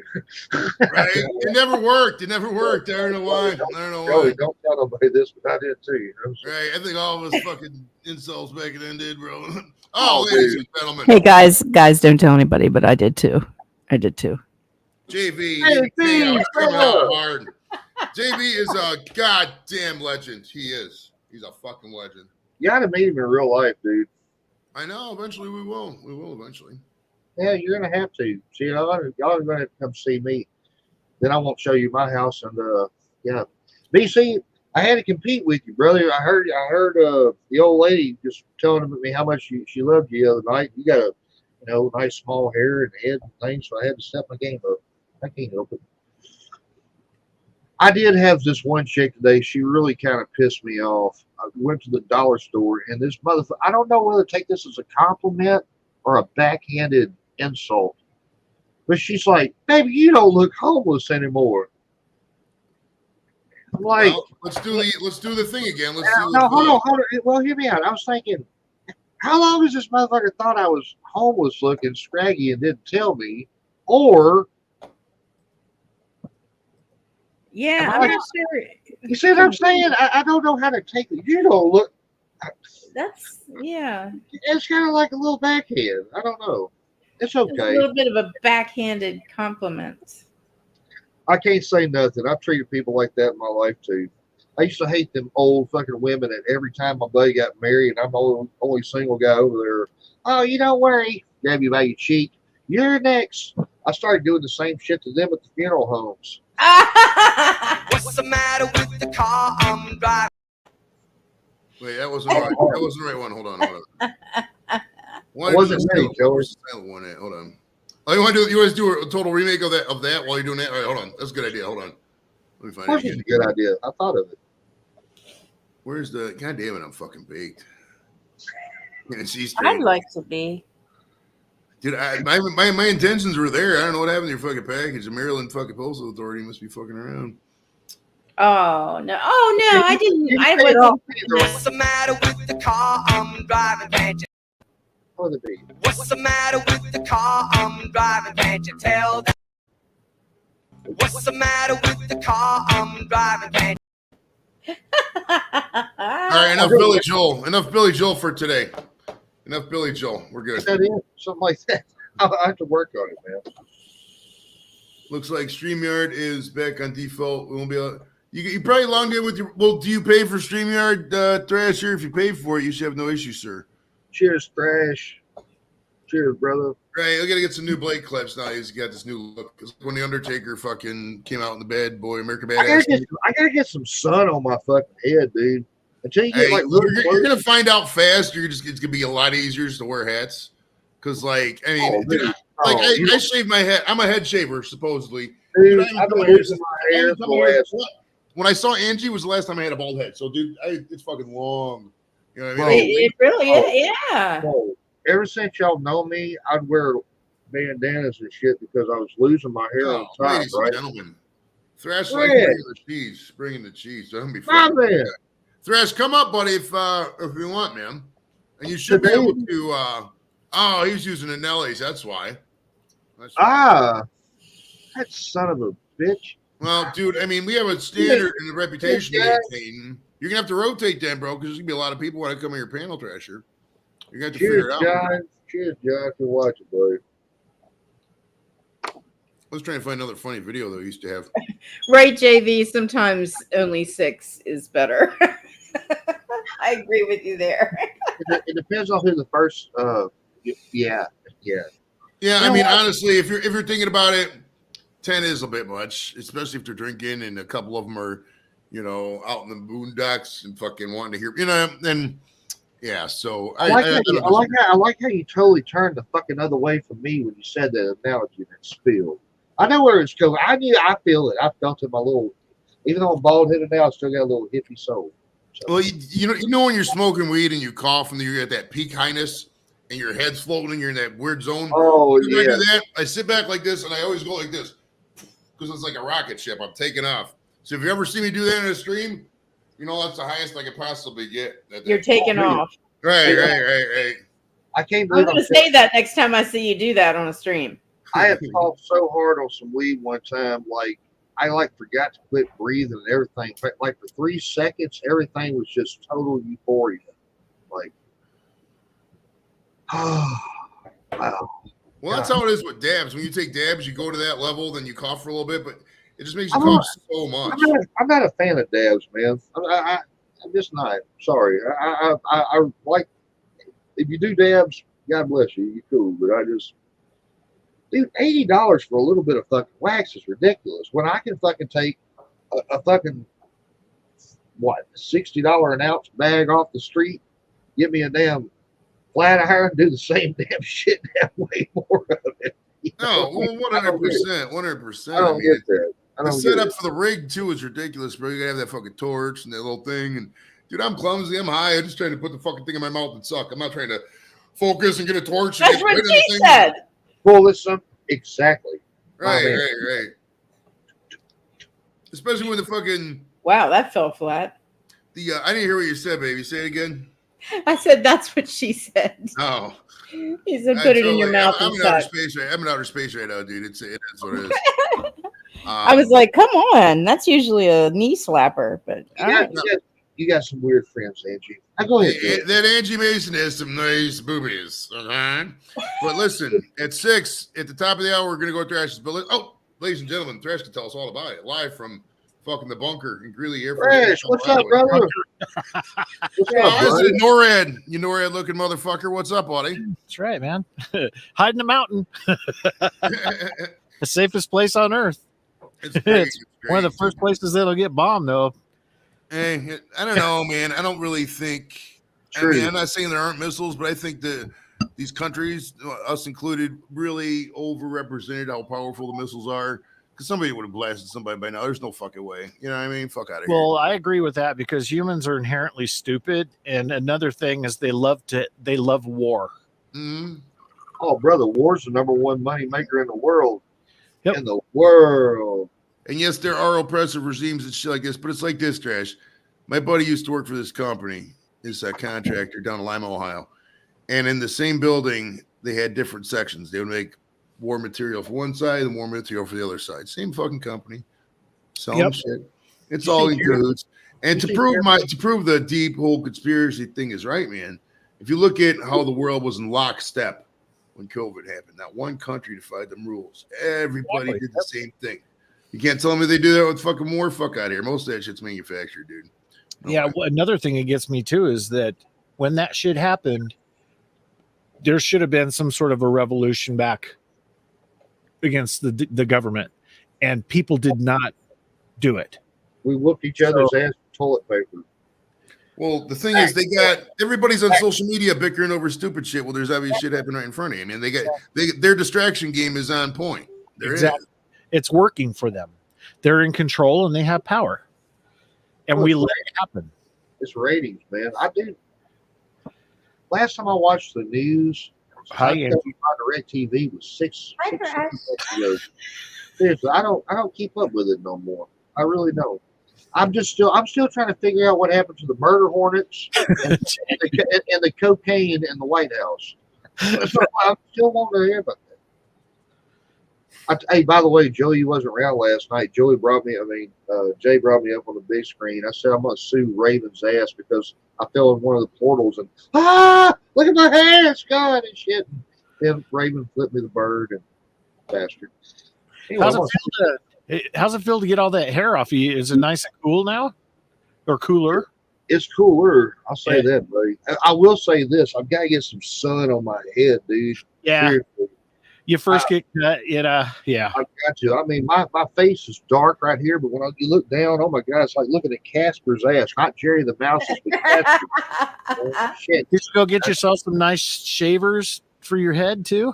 I'm going to tell y'all something. You ever seen one of those uncircumcised dicks? That's what it looks like. I had one until I was 18, and then that's for another story. That's for another story.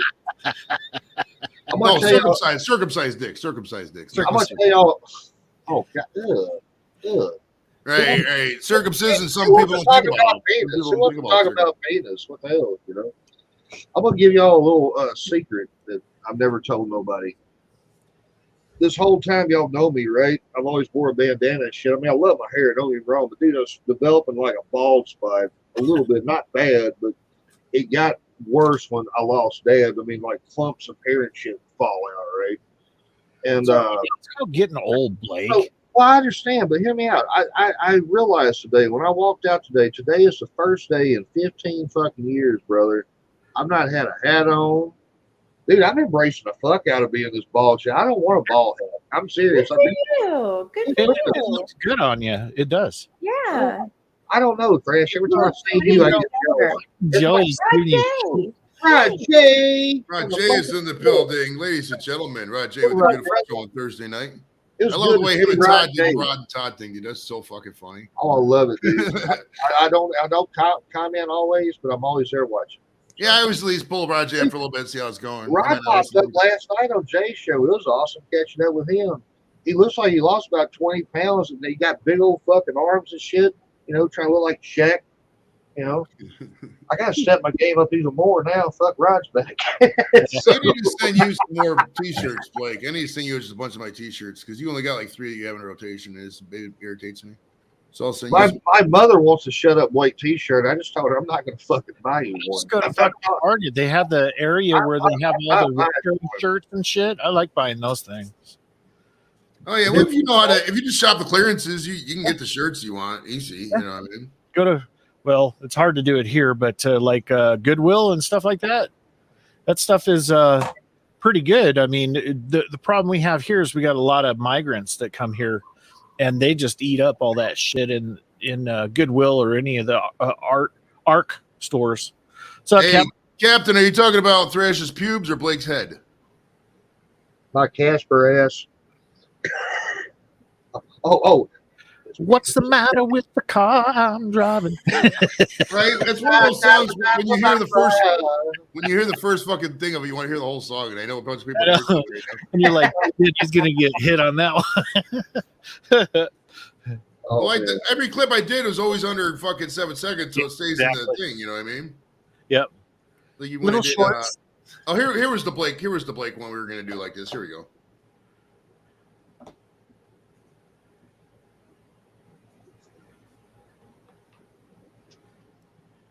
Yeah. That's freaky, right? It is. Going from a 1-bedroom where we were like on top of each other to having different spaces to work has been like life changing. Fuck about through it, dude. Fuck you. Fuck you. It's just about through it. Fuck you. Fuck you. And That was great. I forgot about that clip. That's funny. I've never seen that one. That was funny. That was I never put. Here's a that was Bumpy. perfect. That was fucking hilarious. That was perfect. Right when I shaved my head, you got a bald head. You motherfucker. That's fucking hilarious. That was great. That was great. This one of Bumpy always makes me laugh too. I don't know why. Bumpy Road Brewery. I remember seeing that a while back. I don't get It's so to see stupid. Bumpy It makes you laugh, bro. It's funny as fuck. I don't get to see Bumpy much anymore. Bumpy's still one of the boys, buddy. I hope you're doing good. All right, ladies and gentlemen, here's Jimmy C's advice on working out. I've never had a workout regimen. Never, ever in my life, man. That guy. Endorsed. In red. I've never had a workout regimen. Oh, wow. Hey, well, at least he ain't like that little fucker, Superhuman. You ever seen him? This little fucker, I notice I'm saying little fucker. We was on another channels, we call him the M word, but yeah, it's a little fucker. He's like 4'8". He'll take his shirt off, and his call to claim, he'll like jump off a trampoline on the barbed wire and shit like this. And he's one of them juggalo fuckers, and there's nothing wrong with that. Ladies and gentlemen, Mike is in the building. 7.5 himself. All right, I'm Right gonna from our drop. nation's I'll see you entertainment guys. capital. He said live from our nation's entertainment capital, bro. Fucking LA. Hell yeah. All right, Dasher, we'll see you, bud. Dasher's moving over. Bye, guys. Thrash. No, he dropped the link in the private chat. He's going over. Yeah, we're not going past midnight. We're not midnight. Okay. We're not going past 6. But here's, ladies and gentlemen, if you're getting ready for thrashes, this is what you want to do. I'm gonna go grab a beer.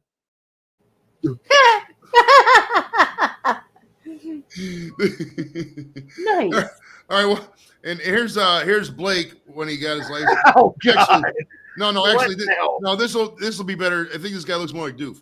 So this is what happened when Doof first got his license in the UK.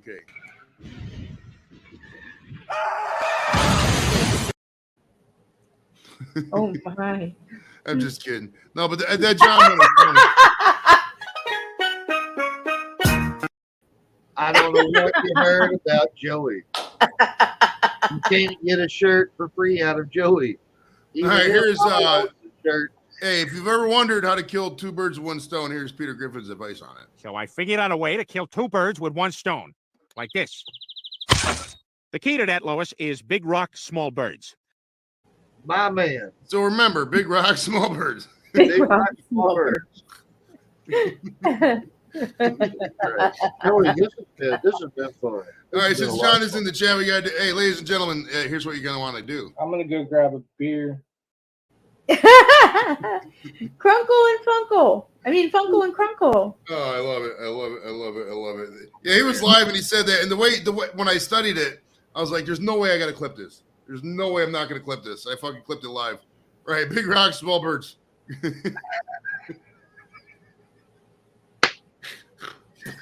Put that on a shirt and put the rock on the back. Fuck, you'll sell $1 million, man. Oh my god. Well, you can't use Peter Griffin's like this, or you could easily do that. But no, it is. You ain't got to use Peter. Just fucking write it out, and then on the back put down a big ass rock. that's what makes it more funnier. Is John was still watching, just wasn't active, and he just sees himself come up like, I'm gonna go get a beer. I'm gonna go grab a beer. Dude, times have changed, man. Shoot. At least your community loves you. The first time I ever had a girl jumping up and down smiling, oh my God. Dude, they kicked me off the air. They said it was spam and deceptive practices. Put a warning against my shit. Why? Right. And Robin's no longer in the community, but she did give me permission to use this clip back in the day. So this was the bouncy.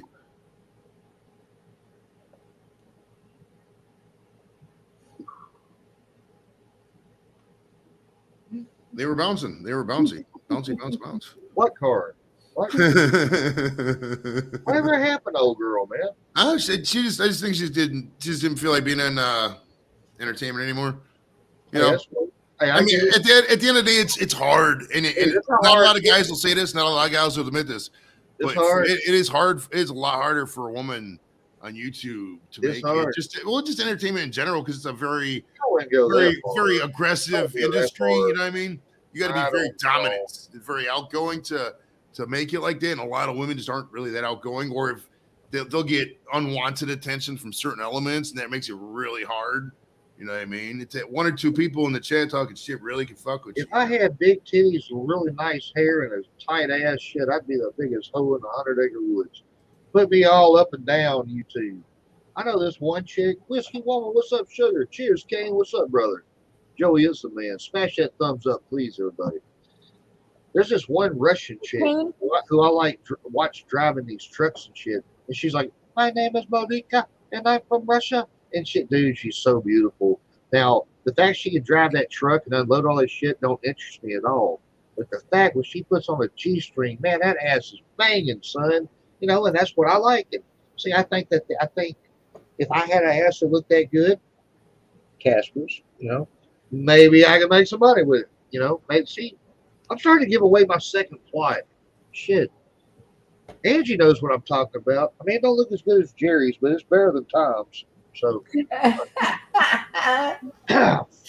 well, Blake, if you want to take anything home from this stream, bro, it's that you just got to be confident, man. Just go in that motherfucker and own it, dude. If you go in there and own it, every room you're going to, you own that shit. You dominate the room. You do that, everything you want and more will come to you. That's why I'm not going to watch the bands play tonight. I got a new look, a new outlook. That fucking ego, brother. We was talking about this while you was gone a minute ago. To be successful in life, especially in the entertainment business like me and you both are, and you when you paint, you have to have a fucking ego. And everybody's like, oh, no, I don't have an ego. Bullshit. You got to have a fucking ego, because some days ain't a son bitch alive going to tell you what you want to hear. You got to feel it. You got to experience. You got to breathe it. If anybody's out there right now and you want to get up and be a comedian, you want to paint, you want to be an actor, you want to be a crazy motherfucker like me and Jay and play rock and roll music, all this shit, make people dance, you have to have it, but live it. You have to accept it. Slap of the best, I'm trying, Rico. I got it over there. You know what, dude? I was just thinking about this, bro. Like, I know I always told Dorito we're never going to California, but dude, I forgot about Mike. Mike is out in California, bro. I would like to visit Mike. Dude, So, Mike, listen, bro. Listen, the hell with Mike. Go visit Pops. Pops is way quick on Pops is he's down in Boca Vista, bro. He's not in fucking California. Oh, yeah, he's at Del Boca Vista at the fucking Seinfeld retirement home or whatever the fuck. Son of a bitch. Yeah, or the Villages, wherever he is. Mike, you could disclose his location, Escalada County, maybe. I don't know. I'm not a geographer, bro. I don't give a fuck about Florida. Florida doesn't fuck about me. Why should I care about Florida? But listen, dude, we could definitely go out to LA. Mike, you're gonna have to take a weekend off of work or something to entertain us.